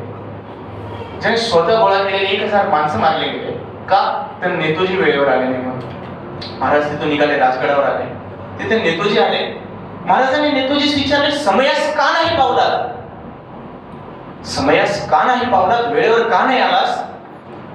नेतोजीने उत्तर महाराजांना दिलं, नाही आलो, नाही जमलं. महाराज चिडले. नेतोजी म्हणे, ते नेतोजींना नाही की आम्ही तुला आता आमच्या सर्व्हिसमधून मुक्त केलंय. नेतोजीने काय म्हणावं, सर्व्हिस मधून मुक्त करण्यासाठी तुम्ही राजेच कुठे उरलेत? तुम्ही ते सरदार आहे. सरदाराचा सेनापती नसतो. तुम्ही एका सेनापतीचे सरदार झालेले. मी तुमचा कसं काय सेनापती आहे की जर तुम्हीच सरदार आहे मी तुमचा कसं काय सेनापती? शिवाजी महाराजांना विचार करणे काय लागलं असेल. नेतोजी त्यांचे चुलत सासरे सुद्धा होते. काय लागलं असेल. नेतोजी तिथून निघाले. त्यांना 50,000 मनसबदारी मिर्झा राजांनी देऊन दिली. ते मिर्झा राजांकडे गेले. आता फक्त नेतोजींचा शिवाजी महाराजांचा स्टेटस सेम झालं होतं. दोघं पण शेजारी मनसबदार होते. आता शिवाजी महाराज पुन्हा श्री शिवाजी भोसलेच झालेले आहेत. आणि मग मिर्झा राजांनी बघितलं की शिवाजीला जर दक्षिणेत ठेवलं तर काम थोडं अवघड होतं. एक काम करूया, शिवाजीला मुघल दरबार काय असतं ना, ऍक्च्युअल कॉम्पिटिशन काय असतं ते बघण्यासाठी आपण शिवाजीला पाठवूयात आग्र्याला. मग त्यांनी महाराजांना सांगितलं की औरंगजेबाचा 50वा वाढदिवस आहे, हा औरंगजेब 2 बड्डे करायचा. लय हौशी माणूस, तो 2 बड्डे करायचा, एक सोलर कॅलेंडर नुसार, एक लुनार कॅलेंडर नुसार. मग तसा लुनार कॅलेंडर नुसार 50वा वाढदिवस होता, सोलर कॅलेंडर नुसार 48वा होता. तो लाईक आपण बादशाह, आपण कुछ भी करेल. तसा वाढदिवस औरंगजेबाची 50वी सालगिरा म्हणून खूप मोठा समारोह ठेवला होता. एक नवरोजा नावाचा उत्सव मुघल राजांनी चालू केलेला, मुघल सम्राटांनी. नवरोजा म्हणजे बादशाहचा राज्यारोहणाचा उत्सव. त्या काळात पूर्ण दिल्ली आग्र्याला फायरवर्क्स असायचे. सगळे लोक यस आमचा बादशाहचा राज्यारोहणाचा उत्सव आहे, राज्यारोहणाचा उत्सव आहे, सगळे खुश असायचे. आणि ती वेळ साधून मिर्झा राजांनी शिवाजी महाराजांना आग्र्याला पाठवलं. आणि आग्र्याला जाण्यासाठी औरंगजेबाने शिवाजी महाराजांना 1 लाख रुपये दिले की बाबा तू येतोयस मला आग्र्याला भेटायला, तुला प्रवासासाठी TADA घे हा 1 लाखाचा, असा शिवाजी महाराजांना दिला. TADA सगळ्यांना सांगून ठेवलं की शिवाजी जसं आग्र्याला येतो एखाद्या शहाजहानाप्रमाणे शिवाजीची बडदास्त ठेवायची. शिवाजी महाराज गेले औरंगाबादला. औरंगजेबाचा जो औरंगाबादेचा जो किल्लेदार होता त्याचं काम काय होतं प्रोटोकॉल नुसार की शिवाजी महाराजांना रिसीव्ह करायला औरंगाबादेच्या बाहेर यायचा. I don't recognise Shivaji. त्याने स्वतःचा मुलगा पाठवला की जा तू शिवाजीला घेऊन येऊन टाक औरंगाबाद मध्ये आपल्या वाड्यावर जा मस्त घरावर. तसं पोरगा गेलं. शिवाजी महाराज नाही आले. शिवाजी महाराज औरंगाबादेच्या बाहेर थांबले. आणि मग त्या किल्लेदाराला कळलं की आपण कोणती मिस्टेक केली. ही गोष्ट औरंगजेबापर्यंत पोहोचली. त्याने भाऊ सोडला नाही, माझा तर प्रश्नच नाही. तो लगेच धावत पळत बाहेर गेला. म्हणजे थोडं मिसअंडरस्टँडिंग झाली, प्लीज प्लीज प्लीज कर. महाराज गेले. मग असं करत करत नर्मदा नदी ओलांडून बुरहानपूर मार्गे शिवाजी महाराज पोहोचले आग्र्याजवळ. आग्र्यात जवळ, आग्र्याला नाही. 10 मे 1666 पर्यंत शिवाजी महाराज आग्र्याला पोहोचलेले. आता त्यांनी इमॅजिन करा, ते आग्र्याला आलेले मुघल साम्राज्याच्या एकदम कोर मध्ये. ते आता सरदार आहेत, ते राजे उरलेले नाही, त्यांचा स्वतःचा सेनापती त्यांना सोडून गेलाय. 12 किल्ले उरलेले आहेत. म्हणजे काहीच नाहीये. इट्स लाईक एखाद्या डिस्टिंक्शन मध्ये होतं ना, आता 6 पॉइंटर आलेले आहे. Not eligible to apply for companies. मग अशी कंडिशन आहे. रणरणत उन्हाळा आहे आणि तोपर्यंत शिवाजी महाराजांची मात्र एखाद्या शहाजहानाप्रमाणे बडदास्त ठेवली गेली. का नाही केली? शहाजहानासारखं तेवढा त्याला संशय येणार की आपल्या स्वतः दगाफट खावं. त्यामुळे शिवाजी महाराजांची तशी बडदास्त ठेवली. आणि 10 मेला शिवाजी महाराज आग्र्यापासून एका मुक्काम लांब आहे. इथून खरं इंटरेस्टिंग शिवचरित्र आहे. एक मुक्काम लांब आहे शिवाजी महाराज. आणि इट इज एक्सपेक्टेड की प्रोटोकॉल कसं होतं की बादशाला भेटायला कोणी आला का, बादशाचा सरदार समोरचा जो भेटणारा जेवढा मोठा आहे त्या तोडीचा बादशाचा सरदार त्या व्यक्तीला रिसिव्ह करण्यासाठी आग्र्याच्या बाहेर यायचा. आणि रिसिव्ह केल्यानंतर एक दिवस तो व्यक्ती तिच्याच मोठ्या हवेलीमध्ये राहायचा. दुसऱ्या दिवशी मुख्य रस्त्यावर वाजत गाजत त्याची मिरवणूक दिवाणी आममध्ये बादशाला भेटण्यासाठी जायची. हा प्रोटोकॉल आहे. आणि शिवाजी महाराजांनी बघितलं आपल्याला एवढं मस्त आतापर्यंत ट्रीट केलं जात आहे, आता कोणतरी मोठं येईलच आपल्याला रिसिव्ह करायला. आपलं स्टेटस बघता आपल्याला तर रिसिव्ह करायला वजीर आला पाहिजे, मीरबक्षी आला पाहिजे. पण काय होतं, 11 तारखेला शिवाजी महाराजांना रिसिव्ह करायला कोणीच येत नाही. शिवाजी महाराजांना रिसिव्ह करायला येतो मिर्झा राजे जयसिंगांचा मुलगा रामसिंगचा मुंशी, म्हणजे रामसिंगचा PA गिरधरला शिवाजी महाराजांना रिसिव्ह करायला येतो. आणि एक मुलुकचंदाची सराई नावाच्या एका धर्मशाळेत शिवाजी महाराजांचा मुक्काम ठेवला जातो. कालपर्यंत बघा काय होतंय. आज जेव्हा पॉइंट ऑफ नो रिटर्न आलेला आहे की हा भाऊ इथून परत नाही जाऊ शकत, अपमानाला सुरुवात झाली. शिवाजी महाराजांचा स्वाभिमानी मनुष्य, त्यांना असं झालं. शिवाजी महाराज खूप संतापले, त्यांनी राग केला. दुसऱ्या दिवशी औरंगजेबाने काय केलं, एक शाही पहाऱ्याची ड्युटी नावाचा प्रकार होता की बादशाच्या घराभोवती म्हणजे बादशाच्या निवासस्थानाभोवती शाही पहारा असायचा. तो पहारा कोण करत असेल? आता कसं PM ला प्रोटेक्ट करण्यासाठी NSA नॅशनल सिक्युरिटी गार्ड्स इतर कोणाला प्रोटेक्ट करण्यासाठी नसतात. त्या काळात बादशाला प्रोटेक्ट करण्यासाठी ना राजे लोक राहायचे. बादशाच्या अंडर जेवढे राजे असायचे ना त्या राजे लोकांना ड्युटी लावलेली असायची की now is your time to protect badshah, go there. तो बिचारा बाहेर उभा राहायचा निवासस्थानाच्या राजा औरंगजेबाच्या बाहेर. त्या राजा लोकांची कित्येक लाखाची प्रजा आहे ते बिचारे भाले घेऊन औरंगजेबाच्या निवासस्थानाच्या बाहेर वॉचमन राहायचे. ही त्यांची लाईफ. आणि मग औरंगजेबाने काय करावं? रामसिंग शिवाजी महाराजांना रिसिव्ह करायला जाणार हे प्रोटोकॉलनुसार ठरलेलं होतं. औरंगजेब म्हणे मला थोडी जास्त पहाऱ्याची गरज आहे, एक काम कर रामसिंग तू माझ्या निवासस्थानाभोवती पहारा द्या. रामसिंगाला तर टाळता येणं शक्यच नाही. ही sovereign has asked him to do some duties. आणि शाही पहाऱ्याची गोष्ट म्हणजे नाही जमणार दुसरी गोष्ट कोणती. रामसिंग तिथे राहिला आणि 11 तारखेला शिवाजी महाराज आधीच त्या मुलुक संघाच्या सराई त्यात वैतागलेले आहेत. आणि त्यात पुन्हा महाराजांना रिसिव्ह करण्यासाठी कोण आला? गिरिधर लालमुंची. महाराजांचा अजून समजा रणरणता उन्हाळा आहे उत्तर भारतातला. तेव्हा महाराज निघाले. आलिया भोगाशी असावे साधारण निघाले महाराज हातीवरून. महाराज चालले आणि तेवढ्यात दिवाणी अहमदला बादशाहचा दरबार संपला. बादशाहचा दरबार संपला, रामसिंगाची ड्युटी संपली आणि बादशाहचा दिवाणी खास मध्ये दरबार होणार होता. तर मग बादशाहने रामसिंगाला की okay now you can go receive Shivaji. मग रामसिंग निघाला. पण रामसिंग जर बघा एखाद्याचं दैवच फिरल्यानंतर किती फिरत असेल ना तुम्ही इमॅजिन करा. महाराज ज्या रस्त्याने निघाले लाल किल्ल्याकडे त्याच्या वेगळ्या रस्त्याने रामसिंग महाराजांना घ्यायला निघाला. म्हणजे रामसिंग ज्या रस्त्याने निघाला नंतर कळलं की महाराजांचा रस्ता वेगळा आहे. मग पुन्हा गिरधर लालमुंशी महाराजांकडे आला आणि परत फिरत आपल्या दुसऱ्या रस्त्याने जायचं. वास्तवात रामसिंगाने दुसऱ्या रस्त्याने यायला पाहिजे होतं तरी महाराजांना फिरवलं. महाराज पुन्हा दुसऱ्या रस्त्याने आले. इमॅजिन करा महाराजांच्या मनात त्या दिवशी काय होत असेल. महाराज दुसऱ्या रस्त्याने आले. तिथेच रामसिंग आणि महाराजांची घोड्यावरती गळाभेट झाली. रामसिंग म्हणे नो अपोलॉजीज, पटकन चला दिवाणी खास पण संपले, पटकन अटेंडन्स लावायची. महाराज निघाले. नंतर दिवाणी खास मधला पण दरबार संपला होता. त्याच्या पुढे तिसरा दरबार होता, त्याला म्हणायचे घुसलखान. घुसलखान्याचा काही ठिकाणी होता स्नानगृह हा त्याचा काही एक्झॅक्ट मिनिंग नाही. घुसलखाना म्हणजे खास बातचीतीचं ठिकाण, एकदम खूप जवळच्या लोकांना. सगळे मुलं आपण नाही जाऊ शकत एचओडी कॅबिनमध्ये, आपल्या फॅकल्टीत जाऊ शकते. सो मग तो तिथला घुसलखाना एचओडी कॅबिन एकदम सिलेक्टिव्ह लोकांना प्रवेश. आणि अकबर बादशाह 2 दरबार भरवल्यानंतर आंघोळीला जायचा. आंघोळ करून आल्यानंतर लगेच फ्रेश माइंड मध्ये घुसलखान्यात येऊन बसायचा. त्यामुळे मग कधी कधी त्याचा उल्लेख असा झाला की स्नानगृह त्या घुसलखान्यात आता औरंगजेब बसलेला आहे. आणि शिवाजी महाराज गेल्यानंतर ठरल्याप्रमाणे औरंगजेबाला महाराजांनी मुजरा केला, पण कुर्निश नाही केला. मुजरा आणि कुर्निश या 2 गोष्टी होत्या मुघलांकडे, प्रोटोकॉल्स, बादशाहचे काय प्रोटोकॉल्स. हे मुजरा केला की गुडघे टेकायचे. बादशाह म्हणजे आता ही जर बाजूला मक्का मदिना असेल, ह्या बाजूला मक्का मदिना असेल तर बादशाहचं सिंहासन ह्या बाजूलाच तोंड करून असायचं. कारण की मग जेव्हा आपण बादशाहला मुजरा करतो, कुर्निश करतो, तेव्हा तो मक्का मदिनेला अल्लाहपर्यंत करतो. कारण की बादशाह म्हणजे अल्लाहने पाठवलेला माणूस आहे. He is not human, he is important. आणि मग महाराजांनी मुजरा केला, महाराजांनी कुर्निश नाही केला. कुर्निश म्हणजे गुडघे टेकवून बादशाहच्या समोरच्या जमिनीचं चुंबन घेणं. आणि हे करावंच लागायचं, बादशाहचे पाय जातात. You have to kiss that floor. आणि मग महाराजांनी कुर्निश नाही केला, महाराजांनी मुजरा केला. छोट्या संभाजीराजांनी मुजरा केला, नजराने दिले गेले. आणि औरंगजेबाने लक्ष पण नाही दिलं. He did not even acknowledge. तो दुसरीकडे बघत होता, जपमाळ मोजत. महाराजांना मग जो दरबारातला प्रोटोकॉल दाखवणारा, जागा दाखवणारा अधिकारीच होता, तो महाराजांना घेऊन कुठे गेला असेल. महाराजांना घेऊन त्याने जसवंत सिंगाच्या पाठीमागे उभं केलं. कारण जसवंत सिंग कोण? तर जसवंत सिंग आपल्या सिंहगडाला वेढा घालून बसला होता 10,000 फौजांची. हा जोधपूरचा राजा जसवंत सिंग.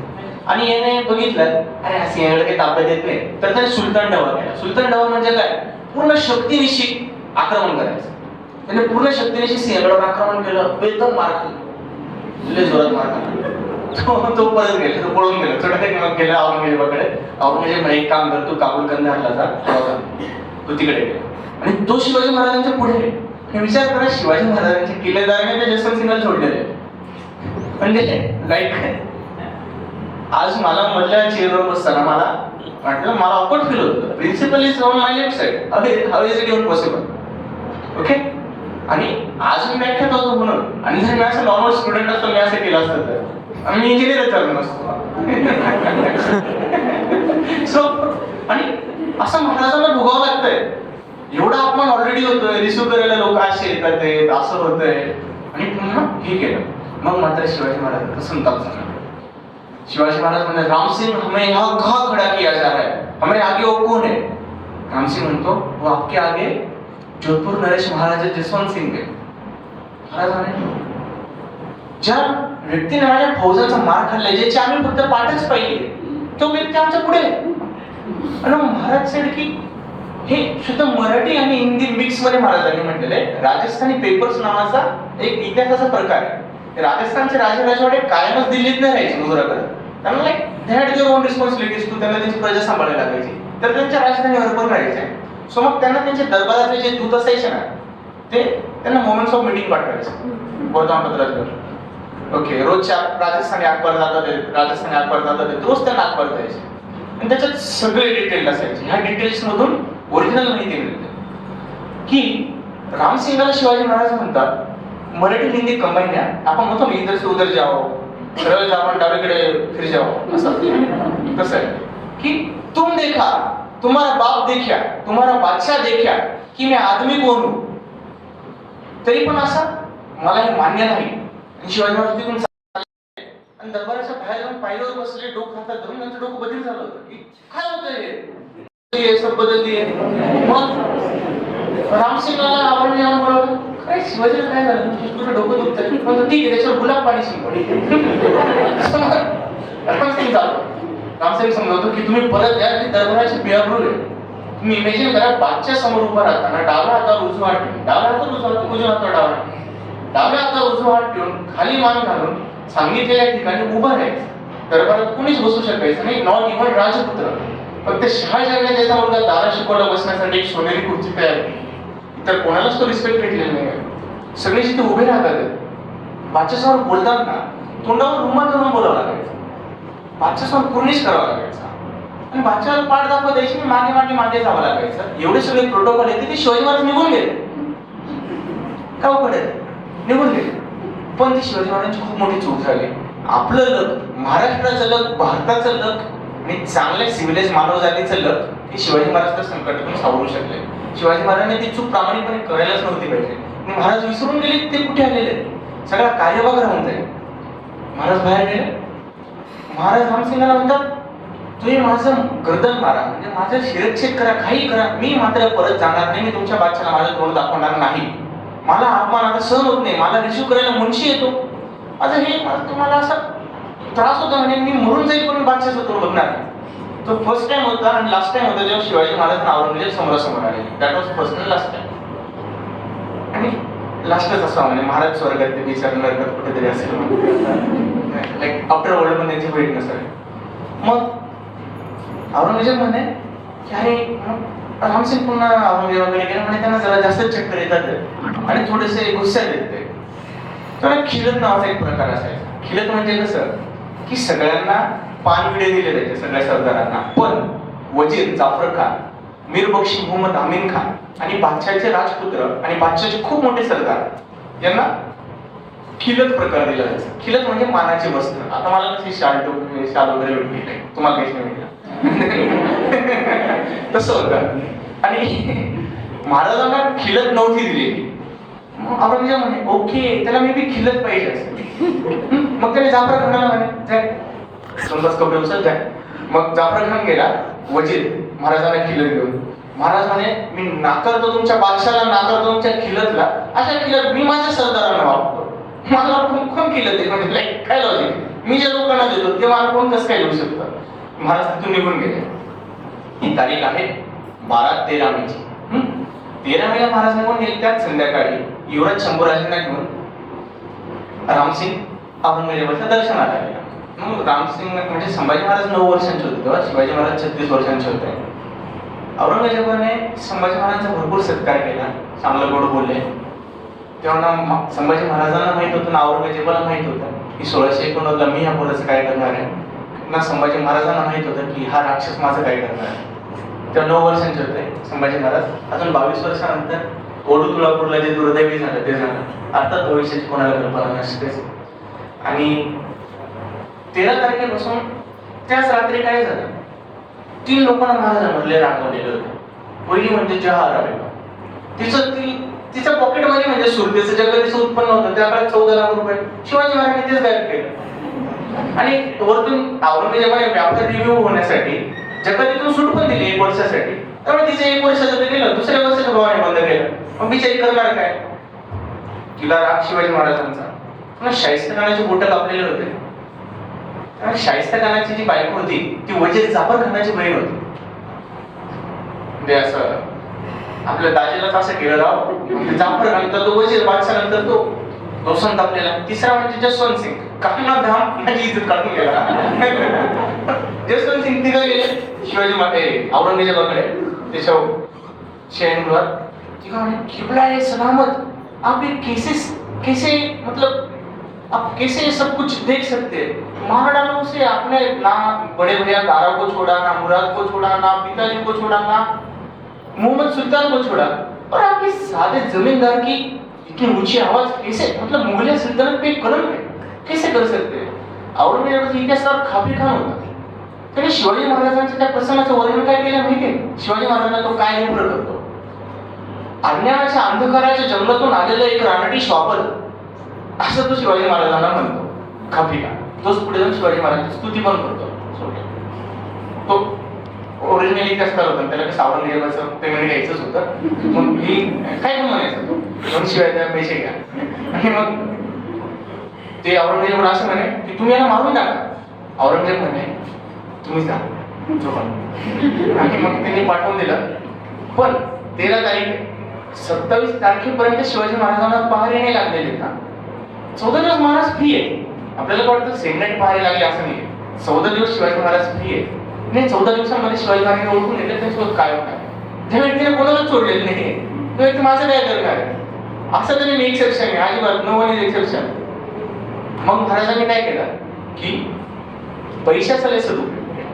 पैसा आला महाराजांनी रामसिंगाकडनं 66,000 रुपयांचं कर्ज घेतलं आणि एक पावती दिली राजगडावर जिजामातांच्या नावाने की 66,000 रुपये आपल्या खजिन्यातून मिर्झा जयसिंगाला देऊन टाका. पोराकडनं घेतले बापाला दिले.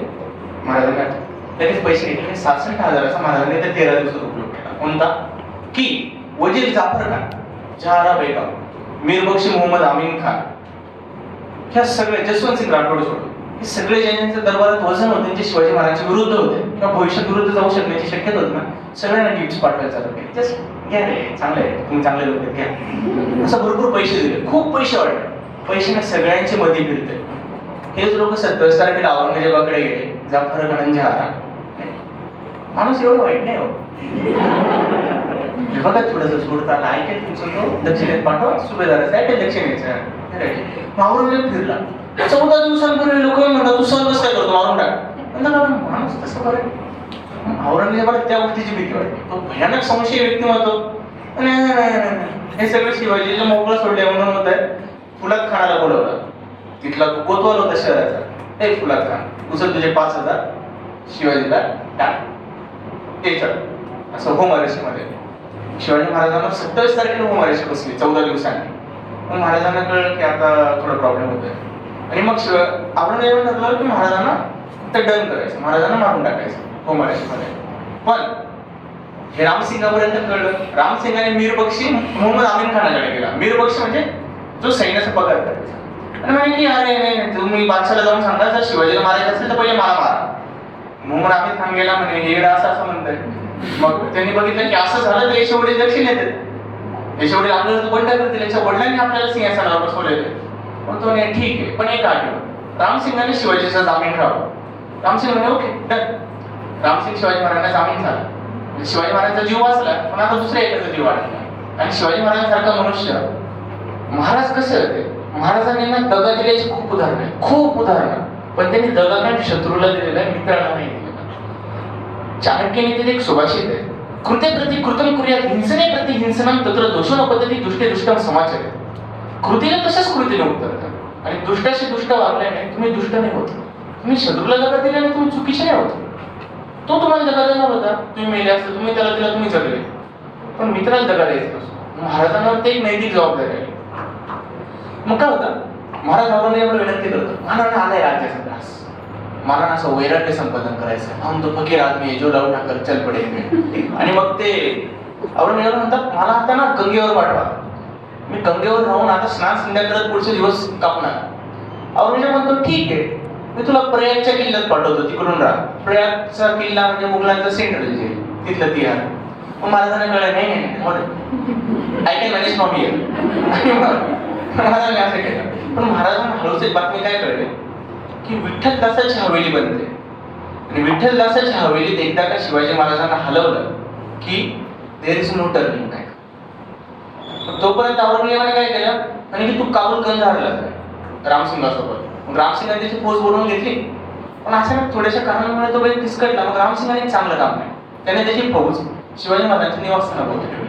शिवाजी महाराजांच्या निवासस्थानाबाहेरचा पहिला जो सर्कल होता तो रामसिंगाच्या जवळच्या सेवकांचा होता आणि 7वा सर्कल रामसिंगाच्या जवळच्या सेवकांचा होता. मध्ये 5 सर्कलमध्ये फुलात खाण्याचे 5000 सैनिक होते.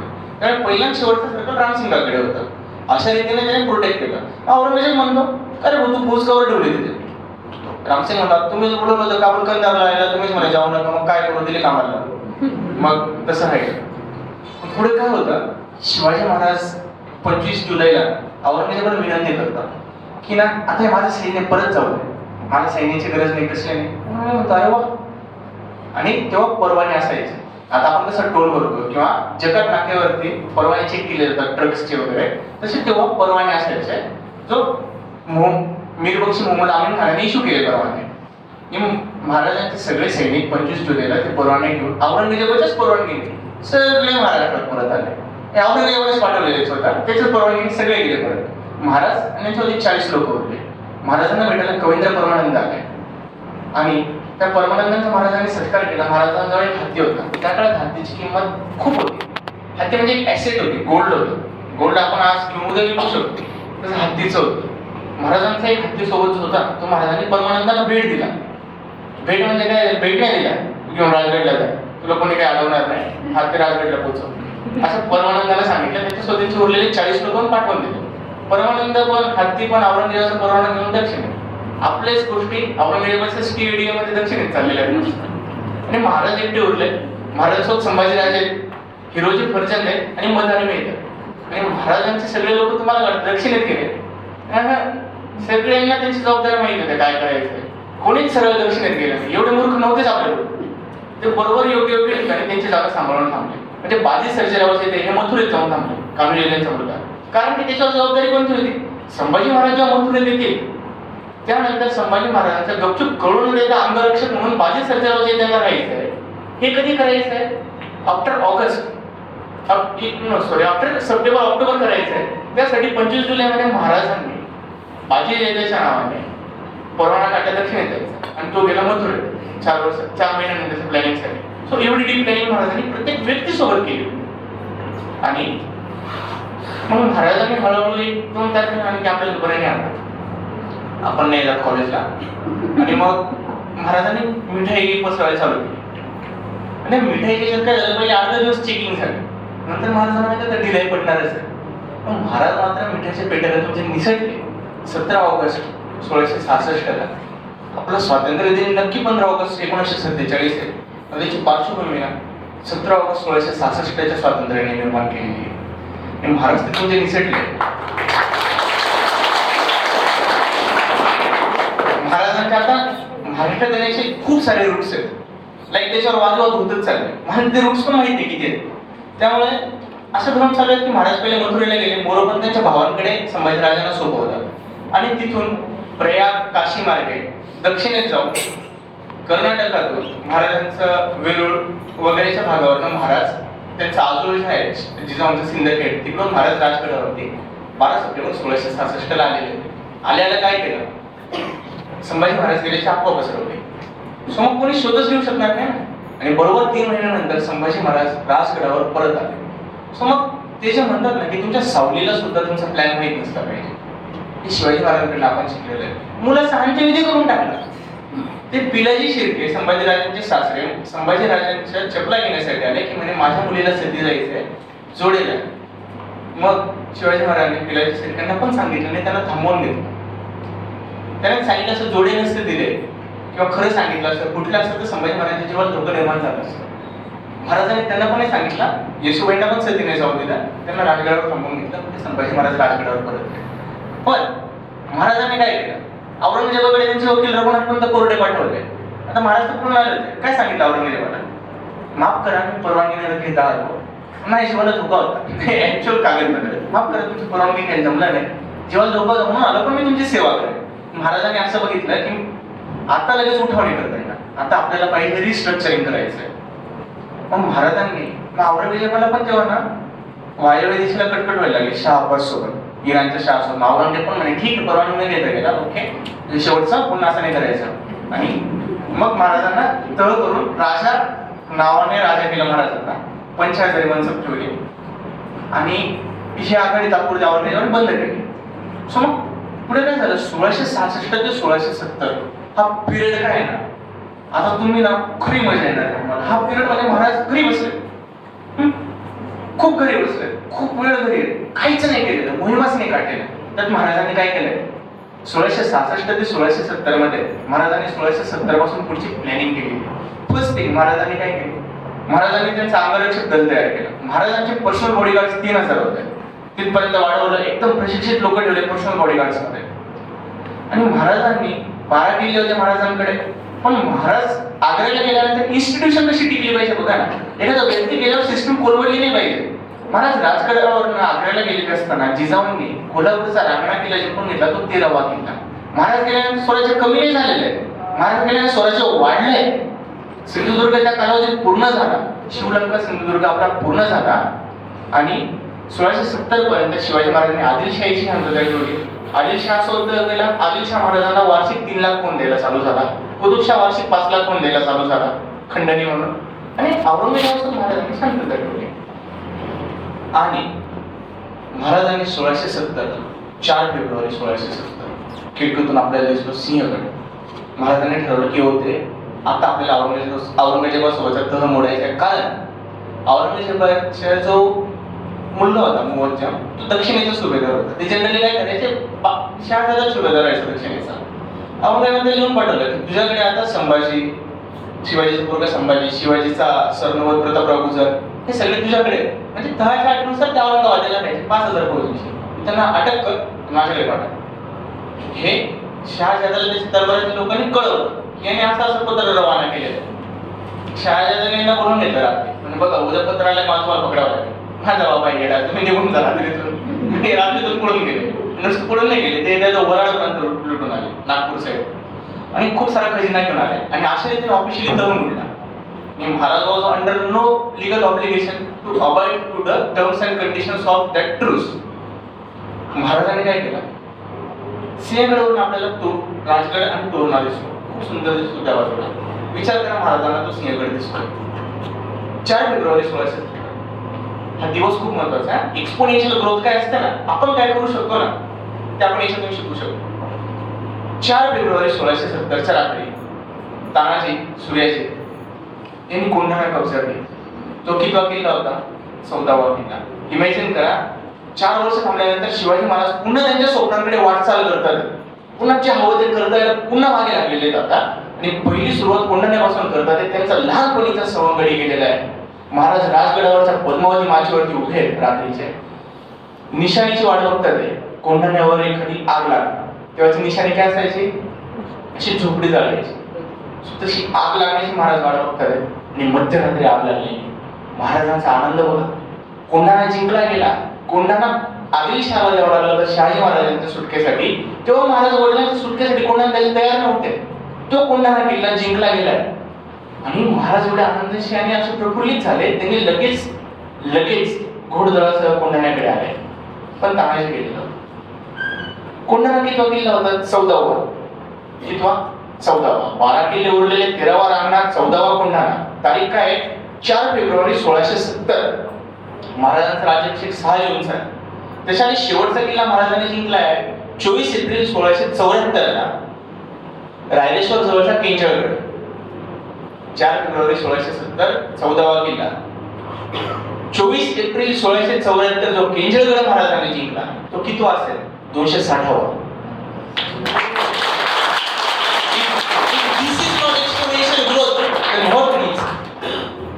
आणि त्यामुळे आपण तर काय अचीव करू शकतो. नुसतं सिंहगडाकडे बघून 14 वर 260 वर आपण जाण्याची प्रेरणा घेऊ शकतो. असा सिंहगड आपल्याला इथून दिसतो. नशिबाने आपण त्याच सिंहगड टेक्निकल इन्स्टिट्यूट मध्ये शिकतो आणि असं महाराजांनी जे निर्माण केलं.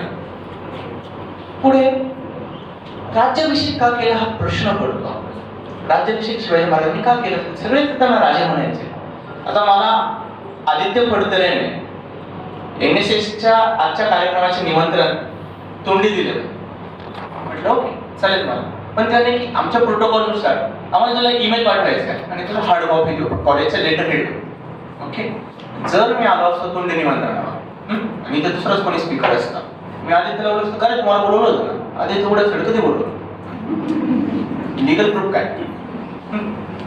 सो लिगल प्रूफ काय? शिवाजी महाराज राजे होते ज्यांना माणसात कागदोपत्री आणि सिस्टीम तुम्हाला सांगितलं, सगळी सिस्टीम लिगलाइज लागते. आज कोणी प्रधानमंत्री आणि एकच व्यक्ती प्रधानमंत्री आणि तो लिगली इलेक्ट झालेला आहे. मग राज्याभिषेकाची ती गरज होती. त्या काळात एखाद्या देवस्थानाला वतन दिलं किंवा मी एखाद्याला जहागीर दिली, तर आज औरंगजेबाने एखाद्याला जहागीर दिलेली आहे, उद्या शहा अब्बासने जर इंडिया जिंकून घेतला तर तो त्या व्यक्तीची जहागीर नाही काढू शकत, कारण की त्याला कोणत्या तरी सरकारने ऑलरेडी जहागीर दिलेली आहे. आज जर मला UPSC सिलेक्शन नंतर गव्हर्नमेंट ऑफ इंडियाने रिक्रूट केलं, उद्या सपोज काँग्रेसचं गव्हर्नमेंट आलं तर दे कांट फायर मी because I was recruited by a sovereign elected government. Okay, पण जर मला तुम्हीच म्हटले की हा अरे तू होऊन जाशील, तू आता IAS सारखं बघा, उद्या कोणी येऊन मला हे करेल ना. सो महाराज त्या पोझिशनला आपण तुम्ही मला IAS म्हणण्यासाठी आता दिलाय गव्हर्नमेंट ऑफ इंडिया, कारण की महाराजांकडे अभिषिक्त राजे महाराज झालेले नव्हते. त्यामुळे महाराज जे काही समोरच्याला देतील ना त्याला लिगल व्हॅलिडिटी नव्हती. आता महाराजांनी कोणाला वतन दिलं ना तर त्याची व्हॅलिडिटीच नव्हती, उद्या कोणी ते वतन काढून घेऊ शकत होतं. त्यामुळे महाराजांना राज्याभिषेकाची गरज होती, कारण की मगच ते फक्त औरंगजेबाने इतर बादशाहांसोबत त्यांच्या बरोबरीच्या नात्याने संवाद चालू शकणार होते. सो मग महाराजांनी राज्याभिषेक घडवून आणला. राज्याभिषेक झाला ज्येष्ठ शुद्ध त्रयोदशी सकी 1500 आणि जो राज्याभिषेक झाला तेव्हा तमाम हिंदू जनतेला, तमाम महाराष्ट्रातल्या जनतेला स्वतःच एक राजा भेटला, स्वतःचं गव्हर्नमेंट भेटलं, स्वतःचं ऑटोनॉमस स्वतःचं गव्हर्नमेंट भेटलं. आणि हे महाराजांच्या राज्याभिषेकाने महाराजांना लिगल बनवलं. महाराज भोसले होते तेव्हा खूप सारे सरदार घराणे होते, महाराज त्यांच्या बरोबरीनेच होते ना. फक्त कसं होतं की हा भोसले ज्याची भोज 1 लाख आहे, मी मोरे माझी भोज 10,000 आहे, बट त्याचा माझा बादशाहाच्या दरबारात एकच उत्तर आहे. महाराजांनी अभिषिक्त झाले, आता हे मोरे महाराजांचे लिगल नोकर होऊ शकत होते. ही लिगलिटी महाराजांनी राज्याभिषेकामधून मिळवली. आणि महाराजांचे राज्याभिषेक म्हणून मी तुम्हाला सिसोदिया वंशाचं काय सांगितलं, आणि परशुरामाने 21 वेळेस पृथ्वी क्षत्रिय केली असा दावा होता. महाराजांचा क्षत्रिय वंश कुठे होता याची गॅरंटी नव्हती, म्हणून त्या काळात धार्मिक दृष्ट्या पण थोडीशी तेढ येत होती. जे आता मी तुम्हाला सिसोदिया वंशातून महाराज कसे आले हे सांगितलं, तीच पूर्ण वंशावळ बाळाजीची चिटणीसांनी उदयपूरला जाऊन प्राप्त केली आणि त्यानुसार महाराज प्रूव्ह झाले की महाराज क्षत्रिय आहेत. मग जाऊन महाराजांचा राज्याभिषेक झाला. कुठून कोणी राज्याभिषेक करून येऊ शकत नव्हता. Just because you have money, you have power, that does not mean your power will be legitimised. So महाराजांनी अशा रीतीने राज्याभिषेक पार पाडला. राज्याभिषेकाला 1 कोटी होऊन करायचं, मग कुठून भरून करायचं. तेव्हा काय झालं, बादशाहाने बहादूर खान नावाचा त्याचा दूध भाऊ होता, बहादूर खान कोकलताश, खान जहा बहादूर, बहादूर खान कोकलताश, एवढा मोठा त्याचा किताब होता, त्याचं नाव माहिती नाही काय होतं. तर तो दक्षिणेचा सुभेदार म्हणून आला मुअज्जमच्या जागेवरती आणि त्याने पेडगावला किल्ला बांधला आणि त्या किल्ल्याला नाव दिलं बहादूरगड. आणि तिथे 1 कोटी होण्याची तिची संपत्ती होती. दक्षिणेच्या सुभेदाराचं असं इन्कम होतं, 1 कोटी होऊन तिथे होता. आणि त्याने 200 आरबी घोडे औरंगजेबाला नजर करण्यासाठी जमवून ठेवले होते. आणि काय झालं, महाराजांनी सैन्याचे 2 विभाग केले, एक 2000चा, एक 7000चा. आणि 7000चं सैन्य विभाग पेडगाव होती लपवून बसला. आपलं 2000चं सैन्य पेडगावच्या किल्ल्यावर चालून गेलं. बहादूरगडाने बघितलं तर खालपर्यंत ठीक होतं की हे आपण याच्यावर चालून जायचो, हे 2000च्या सैन्याने चालून गेलं म्हणजे काय तुम्ही आमची काही ऐकच ठेवली नाही का असं. आणि मग बहादूर खान संतापला, मी बादशाचं दूध भाऊ, तू इतका मूर्ख होता की तू बादशाचे जे सरदार दक्षिणे द्यायचे त्यांना म्हणायचा माझा भाऊ कसा आहे, रादर दॅन बादशाह कसा आहे. एवढा तो स्वतःचा दूध भाऊ होता तरी बादशाह स्वतःचा भाऊ समजायचा. बादशाह त्याला भाऊ समजत असता हा कधीच वर गेला असतो. त्यामुळे हा हुशार माझी इज्जत काढतो. सगळं सैन्याने बहादूरगडाचे दरवाजे खोलून बहादूर खान तुटून पडला. आपल्या 2000चं सैन्य, आपलं सैन्य आहे ओके ओके आम्ही पळू, आपलं सैन्य पळायला 25 कोस पर्यंत बहादूर खानाला पळवून गेले. बहादूर खान इनफ डिस्टन्सवर गेला, सगळी फौज घेऊन गेलेला बहादूरगडातली, सगळे दरवाजे उघडे. आपले 7,000 पोहोच झाले. बायकांना म्हणतात आपली पोहोच घुसली बहादूरगडात. 1 कोटीचा खजिना, 200 आरबी घोडे सगळं घेऊन बहादूरगडाला आग लावून आपले लोक काय रायगड. 1 कोटी होऊन राज्याभिषेकाला खरं चालेल, 1 कोटी भरून काढले, राज्याभिषेक फुकटात झाला. एवढे बहादूर म्हणतो गेले, पळून गेले, दरकोप निघाले 2,000. आला परत येऊन बघतो काय म्हणजे कोणत्या तोंड नाही तोंड दाखव. 1 कोटी रुपये गेले, 200 घोडे गेले. मग असं झालं, खूप हे खराब झालं. अशा रीतीने शिवाजी महाराजांनी बहादूर खानाला मामा केला. आणि मग यानंतर जो सिग्निफिकंट प्रसंग येतो, जो महत्वपूर्ण आहे, तिथपर्यंत आपण शिवाजी महाराज अभिषिक्त सम्राट झालेले. आणि शिवाजी महाराजांनी आता 260 महाराजांचे किल्ले गेलेले आहेत, इनफ झालेलं आहे. महाराजांचं उत्पन्न भरपूर लागलेलं आहे. रायगड महाराजांची राजधानी झालेली आहे. रायगड जा रोपवेने रायगड जायचं, तो रायगड जाणार आहे. आणि रायगड चढताना 3 गोष्टी बघा. पहिली गोष्ट, रायगडाची जी पायवाट जाते तिच्यात डोंगर काय उजव्या हाताला आहे, तरी डाव्या हाताला आहे. Shivaji Maharaj was the best architect of forts. याचे 3 उदाहरण तुम्हाला रायगडाचे देतो. तरी डाव्या हाताला आहे, डोंगर उजव्या हाताला आहे रायगडाचा. चढताना कधी जास्त झालं नाही की डोंगर डाव्या हाताला येतोय तरी उजव्या हाताला येतोय. याच्यामागे एक रिझन आहे. त्या काळात ढाल तलवारीने युद्ध व्हायचे. ढाल डाव्या हाताला असायचे, ते धरून नाही ठेवायचे. असा क्रॉस पट्टा असायचा, त्याच्याने ढाल बांधलेली असायची हातात, उजव्या हातात तलवार असायची. जनरल पोहोचायची, लेफ्टी खूप कमी असायची. मग आपलं जे मूळ शस्त्र होतं, शत्रूला किल्ल्याच्या दारापर्यंत यायचं, शत्रूला नामोहरण करायचं. आणि आपण शत्रूला दगड धोंडे टाकायचो, गोफण मारायचो. आता उजव्या हातावरून दगड धोंडे गोफण यायचे आणि त्याचे ढाल डाव्या हातात असायचे. ते नाही अडवू शकायचे दगड धोंडे. असे अडवले गेले तर तो असं चालत दरीत पडायचा. उजव्या हाताने तलवारीने अडवले गेले तर तलवारीची उपयुक्तता कमी व्हायची. आणि जर ढाल डाव्या हातातून काढून उजव्या हातात धरली आणि डाव्या हाताने तलवार धरली, दरवाजा उघडून असले 50 मावळे हर महादेव म्हणत आले. डाव्या हाताने काय खेळू मारून घ्यायची. सो ही फर्स्ट थिंग, इथेच महाराजांनी शत्रू नामोहरण केलं. दुसरी, रायगडाचा जो दरवाजा आपण बघतो, अशी तटबंदी, तिथेच दरवाजा, बुलंद दरवाजा. अरे पण समोरून एखादी मोठी तोफ असली, ती तोफ मारली दरवाजा लगेच फुटतो. रायगडाचा दरवाजा गोमुखी पद्धतीचा आहे. शेजारी 55 फुटाचा, दुसरा 45 फुटाचा पुरुष, एक असा जातो, एक असा, आणि दरवाजा असा आतमध्ये.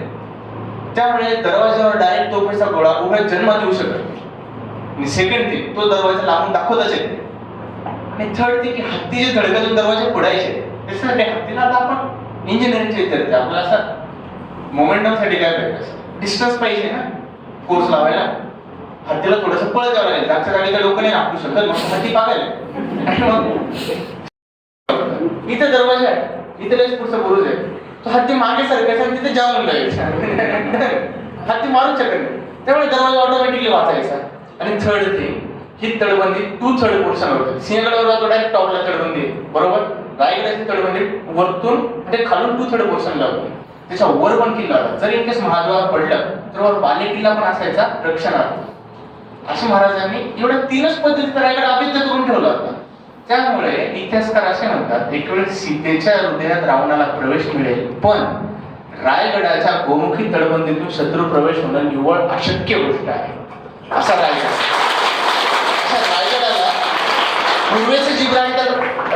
पूर्वेचं जिब्राल्टर म्हणतात. जिब्राल्टर पश्चिमेचा रायगड, रायगड नाही असा आपला रायगड. आणि जेव्हा 1818ला रायगड जेव्हा इंग्रजांनी जिंकलेला, तेव्हा त्यांनी त्यांच्या इथल्या गव्हर्नर जनरलला पत्र जे लिहिलं होतं, ते पत्र काय होतं, today we conquered the strongest fortress in whole India. असा म्हणजे रायगड जो 1818ला इंग्रजांनी जिंकला होता कर्नल प्रॉथरने. असा रायगडावर शिवाजी महाराजांनी राजधानी उभारलेली आहे. आणि आता पुढे जायचं कसं असतं, महाराजांनी सगळं राज्य उभारलं, पण मिर्झा राजांच्या वेळेस महाराजांना एक गोष्ट कळली होती की मिर्झा राजांच्या सैन्य 4ही बाजूने स्वराज्यात घुसू शकत होतं. महाराजांनी बघितलं की औरंगजेब कधी ना कधी दक्षिणेत येणार, आज ना उद्या येणार तर नक्कीच आहे. त्यामुळे महाराजांनी ठरवलं की दुसरे एक ठिकाण पाहिजे लढायला. आणि तोपर्यंत महाराजांना संधी उपलब्ध पण झाली दक्षिणेत. महाराजांनी कर्नाटक आणि तमिळनाडूमध्ये स्वराज्याचा विस्तार करायचं ठरवलं. त्याला चंदीचं स्वराज्य म्हणतात. आणि हे जे स्वराज्याचा विस्तार केला, विचार करा महाराजांची दूरदृष्टी काय आहे. 1680 ला महाराज गेले, 1689 ला संभाजी महाराज गेले. राजाराम महाराज रायगडावर जुल्फिकार खानाच्या वेड्यात अडकलेले होते. राजाराम महाराज जे तिथून निसटले, राजाराम महाराज तिथून सिंहगडावर आले. सिंहगडावरनं राजाराम महाराज जिंजीच्या किल्ल्यावर गेले आणि जिंजीच्या किल्ल्यावर राजाराम महाराज 1690 ते 1698 होते. 8 वर्ष जुल्फिकार खानाने ज्याने रायगड जिंकला तोच 8 वर्ष जिंजीच्या किल्ल्याचा वेढा घालून बसला होता. 8 वर्ष आपले छत्रपती राजाराम महाराज जिंजीच्या किल्ल्यात सुखरूप राहिले. का तर शिवाजी महाराजांनी 1676 साली दूरदृष्टी दाखवून जिंजीचा किल्ला जिंकून घेतला होता. त्याला चंदीचं स्वराज्य म्हटलेलं की आज उद्या औरंगजेब दक्षिण येतील, खासा औरंगजेब दक्षिण येत येतात, लढाईला दुसरी जागा पाहिजे. आपले छत्रपती तिथे सुरक्षित राहिले. आपल्या राजमंडळाने इकडे कारभार केला. राजा जिवंत राहिला तर राज्य जिवंत राहतं. आणि फक्त महाराजांच्या दूरदृष्टीमुळे आपले छत्रपती राजाराम महाराज 8 वर्ष जिंजीच्या किल्ल्यात सुखरूप राहिले. ते फक्त शिवाजी महाराजांच्या दूरदृष्टीमुळे शक्य झालं. आणि महाराज राहिले राजाराम महाराज, त्यामुळे आपलं स्वराज्य राहील. ही दूरदृष्टी शिवाजी महाराजांनी दाखवली. मे बी मला नाही गरज पडणार, पण उद्या कोणाला तरी गरज पडेल की औरंगजेब 100% दक्षिण येतील. मी शिवाजी महाराज दक्षिणेच्या स्वारीला गेले.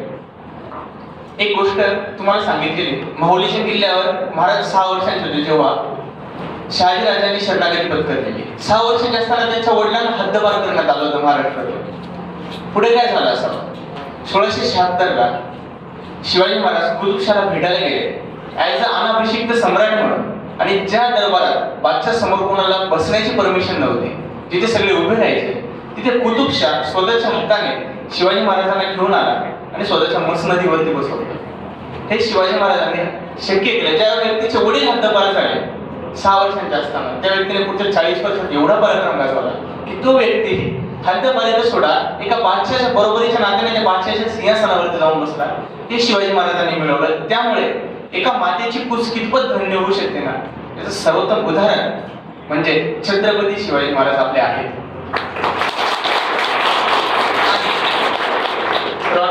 मेन थिंग की जेव्हा औरंगजेबाला कळतंय शिवाजी महाराजांचा राज्याभिषेक झालेला आहे, औरंगजेब वैतागला.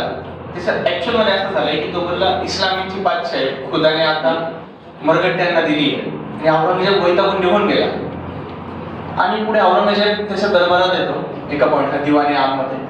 औरंगजेबाचे सगळे सरदार त्याच्या समोर उभे शिकड्याने खाली माना घालून. औरंगजेबाचे 4 राजपुत्र, मोठा मुअज्जम, आझम, अकबर, कामबख्श असे 4 उभे आहेत. औरंगजेब एकदम मयूर सिंहासनावरती बसतोय. औरंगजेब जगातलं सर्वात भारी सिंहासन.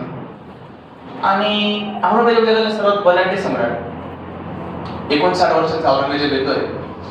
त्याचे अलकाब चढतात की हजरत मुजाउद्दीन किबलाए दुनिया समथिंग औरंगजेब पदार राहिले. औरंगजेब येतो विरासनामध्ये त्याच्या सिंहासनावर बसतो, मयूर सिंहासनावर. आणि 59 वर्षांचा औरंगजेब म्हणतो त्या अलकाबांना उद्देशून की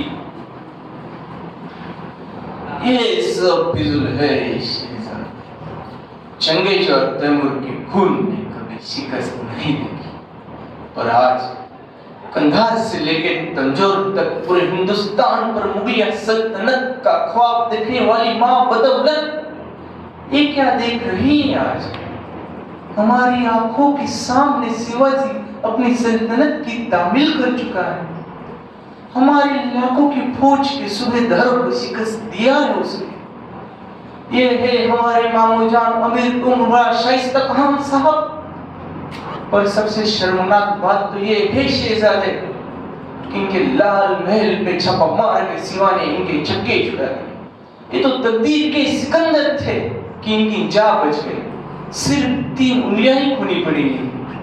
ये है हमारे सिपह सलार जसवंत सिंह, जोधपुर महाराजा. पर मराठाओं के मार के जख्म इन्होंने अपने सीने पे नहीं अपनी पीठ पे खाए हैं. ये हमारे सूरत के खूबसूरत सूरजदार इनायत खान बहादुर. जब शिवाजी सूरत आए तो बहादुर सूरत से दुम दबाकर भाग गए. एक हबशी फुलाद खान इनके हथेली पे मिठाई रखे सिवा हमारे आगरा के कैद खाने से फरार हो गया. हमारे तमाम मंसूबों को खाक में मिला दिया इस सिद्दीक फुलाद खान. यही कार तलब खान, यह रजुल बेग रोजबानी, यह मीर आतिश तरबियत खान, यह खान जहां बहादुर खान को गलदाश. यह है बूंदी नरेश भाव सिंघड़ा, फिर नमस्त खाना, यह केसरी सिंह, ये सैयद नवखा बारहा। तमाम सारे राजपूत, बुंदे, तुर्क, ईरानी, अफगानी, उज़्बेकी, हबशी, मुगल फौज बंद सरदार, जिन्हें सिवा ने शिकस्त, सारी इज्जत मिट्टी में मिला। क्यों क्यों फतेह हासिल होती है सिवा को? उसके पास हमारे जितना गोला बारूद, हाथी, घोड़े, तोपे, खजाने नहीं है। फिर भी क्यों फतेह हासिल होती है सिवा को? इस क्यों का मतलब तुम कभी नहीं समझ पाओगे शेरजादे, तुम कभी नहीं समझ पाओगे। और शराब, नाच, गाना, इश्क, मोहब्बत, मौज मस्ती में गिरफ्तार तुम जैसे बहादुर, तुम सिवा को कभी नहीं समझ सकते। इस सिवा ने मजबूत किले बनाए, अपनी फौज और असला बढ़ाए, नए जंगे बहरीन तामील की है उसने, और इससे भी कहीं ज्यादा बढ़कर उसने कभी न जीती जाने वाले मजबूत जमीर के लोग तैयार किए। हमने सिवा के लोगों को लाखों की जागीर का लालच दिया, पर उन जांबाज मराठों ने उस पर थूक दिया। आज तक हम दुनिया की हर चीज खरीद सकते थे, पर सिवा के उन खुददार खादिमों ने खुद को बिकने नहीं दिया।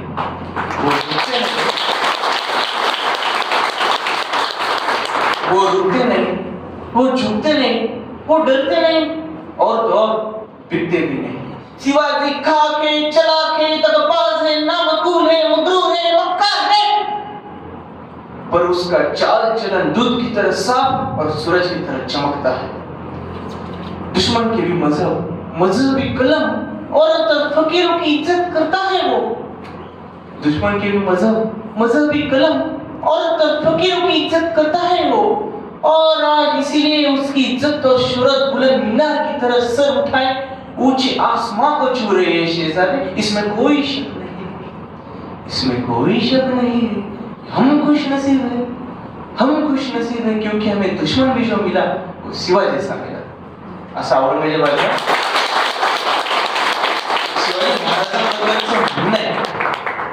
आणि कर्नाटक सरकारने आपल्या म्हणजे मराठी विरोधी कारवाया भरपूर होतात कर्नाटकात। हे कर्नाटक उभं राहण्याचं श्रेय ना भोसले कुटुंबियांना। शहाजीराजांनी बेंगलोर उभारलं आणि केम्पेगौडा राजाने बेंगलोर बसवलेला, पण मेन भरभराट शहाजीराजांनी केली। शिवाजीराजे जेव्हा कर्नाटकात दक्षिणेच्या मोहिमेवर चालले होते तेव्हा कर्नाटकात कोप्पळ नावाचे एक ठाणे आहे। कोप्पळचे किल्लेदार हे मियाणा बंधू होते, आणि ते म्हणजे दोन बंधू शुंभ निशुंभ राक्षस प्रजेवरती भयानक अन्याय करायचे। ती प्रजा जी पिडलेली होती ती शिवाजी महाराजांकडे आली, म्हणे राजे तुम्हीच इथल्या येथे देशांचे आता स्वामी आहेत, तुम्ही नाही तर आमचे कोण? तुम्ही आम्हाला कृपया ह्या मियाणा बंधूंच्या जाचातून वाचवा। खूप हृदयस्पर्शी कहाणी आहे। जे ठिकाण सांगेल तिथे कधीतरी जाऊन उमेश पे करून घ्या। महाराज म्हणे हे तर माझं कर्तव्य आहे।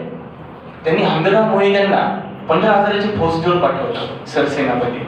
हंबीरराव मोहित्यांसोबत पुढे गाजलेले संताजी घोरपडे, धनाजी जाधव, बाजी सर्जेराव जेधे आणि मुख्य म्हणजे बाजी सर्जेराव जेधेचा कर्णाबांडा मुलगा नागोजी जेधे होते। हे कोपळवर चालून गेले। मियाणा बंधूंना कळलं शिवाजीची फौज येते। हे अतिशय माजलेले मियाणा बंधू त्यांची चतुरंग सेना घेऊन लढायला आले, आणि त्या पॉइंटला मियाणा बंधूंची खूप सेना होती, पण हंबीरराव मोहित्यांनी जोरदार आक्रमण केलं, आणि त्या आक्रमणाचा जोर बघता हुसेन खान मियाणा रणांगणातून पळायला लागला हत्तीवरती। नागोजी जेधेंनी बघितलं खासा हुसेन खान मियाणा पळतोय।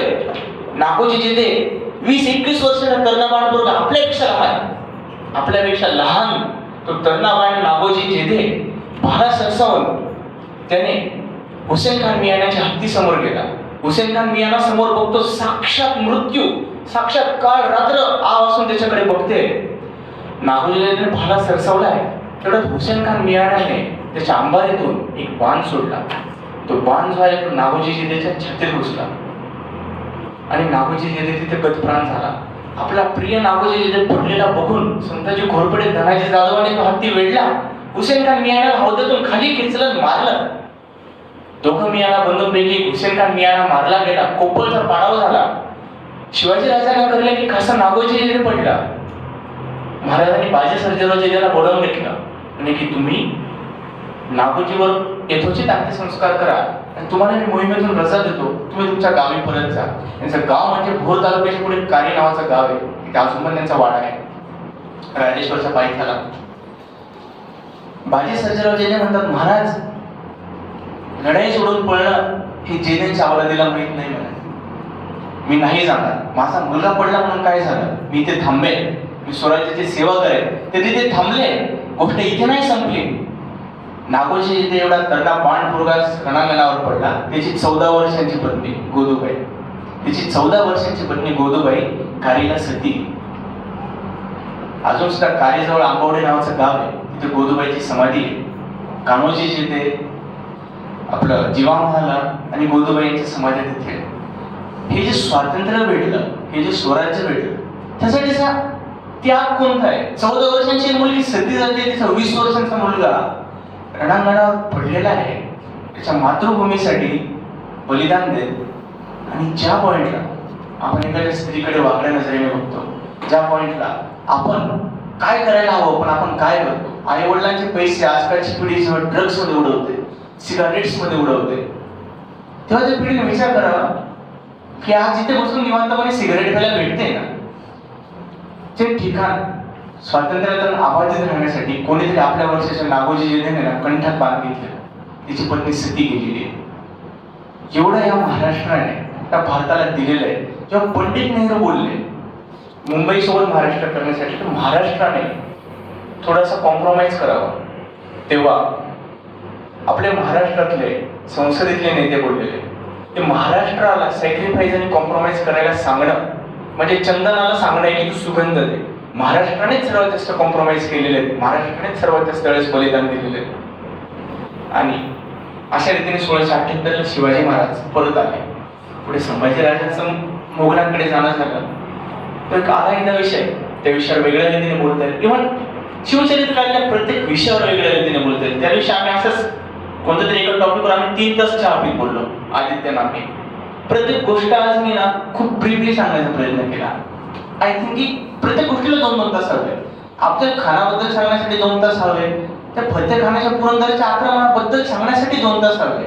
मिनिमम 2-2 तास प्रत्येक गोष्टीला हवे, कारण की हा 50 वर्षाचा इतिहास आहे जो 350 वर्ष जिवंत आहे. अजिबात इकडे तिकडे न होता महाराज परत आले 1678ला. त्यानंतर पन्हाळगडावर गेले, त्यांची संभाजीराजांची भेट झाली आणि महाराज 1680ला रायगडावर परत आले. महाराजांनी राजारामांचं लग्न लावून दिलं प्रतापराव गुजरांच्या मुलीसोबत. प्रतापराव गुजर महाराजांच्या एका शब्दासाठी भरल खानास बुडवेपर्यंत आम्हास तोंड न दाखवणे असा महाराजांनी प्रतापरावाला जे रागवले होते. त्यामुळे प्रतापराव आता 24 फेब्रुवारीला नेसरीच्या मैदानावर 7 लोकांचं भरल खानाच्या पोजवर तुटून पडलेले. त्यांचं कुटुंब पोरकं झालं होतं. त्या प्रतापरावांची मुलगी जानकीबाई हिच्या सोबत राजाराम महाराजांचा महाराजांनी विवाह करून आणला. राजेपण फक्त नावाला नसतं, महाराजांना उगाच नाही श्रीमंत योगी म्हटलं जातं. महाराजांची प्रत्येक कृती श्रीमंत योग्याची होती. श्रीमंत योगी म्हणजे काय? श्रीमंत योगी म्हणजे असा व्यक्ती ज्याच्याकडे सगळं आहे पण तो ते वापरत नाही. महाराजांकडे उपभोग झाल्या खूप गोष्टी होत्या, महाराजांनी उपभोग घेतला नाही. महाराजांच्या 10 पत्नी होत्या पॉलिटिकल रिलेशनसाठी. तर महाराज उपभोग घेणारी व्यक्ती असते तर महाराजांना फक्त 2 मुलं राहिले नसते आणि 4 मुली राहिले नसते. जनानखाने कित्येक मोठे असायचे. मुघलाय शहाजहानांच्या जनानखान्यात 2-2 हजार स्त्रिया असायच्या. तेव्हा महाराजांना फक्त 2 मुलं होते, 10 पत्नी 2 मुलं. तो व्यक्ती किती श्रीमंत योगी असेल. आणि मग आपल्याला वाटतं की आपले महाराज गेले, महाराज नव्हते जायला पाहिजे. तुम्हाला सांगतो, मला आता एंड करायचं कारण की तुमचा पेपर आहे 4 वाजता आणि त्याच्यात आपण जेव्हा आता निवांतामध्ये बसलेलो इथे,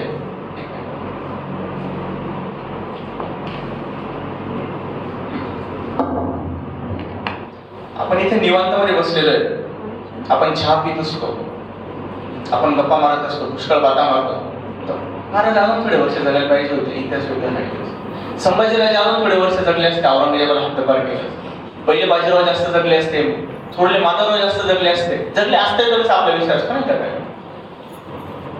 महाराज वारले त्याबद्दल एक ज्येष्ठ इतर संशोधक मिलिंद पराडकर सर त्यांनी त्यांचं रायगडावरचं लेखन एका पावसाळ्या रात्री भारी लेख लिहिलेला आहे.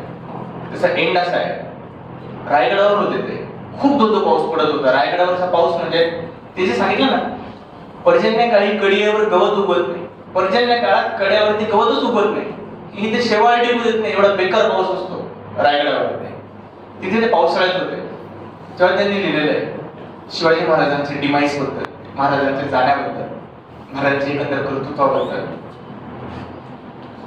अकस्मात मनी उठले की असले धोधो कोसळणारे उन्हे पुरे 35 पावसाळे त्या राजाने अंगावर झेलले.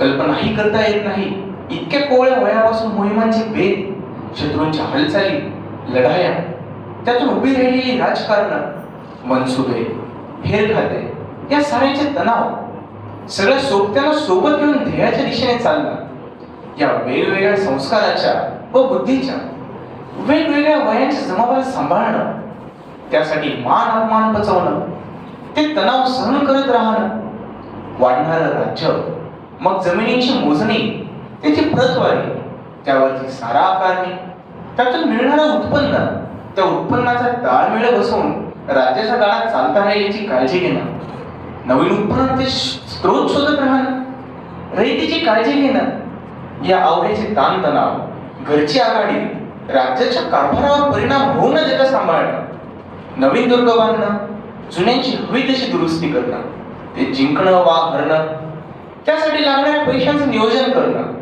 तो ताण सतत उरावर वागवत राहणं, हेही कमी म्हणून की काय, घोड्यावर मान ठोकून किंवा अशा पाऊस वाऱ्यात भिजत कुडकुडत उभं राहणं, गडावर काढणं, उभं आयुष्य गडावर काढणं, हे सारं किती कल्पनातीत कठीण आहे. आणि तरीही घरच्या उबदार वातावरणात बसून गरम चहाचे गुटके घेत आपण म्हणत असतो, राजा अजून 10-15 वर्ष जगायला पाहिजे.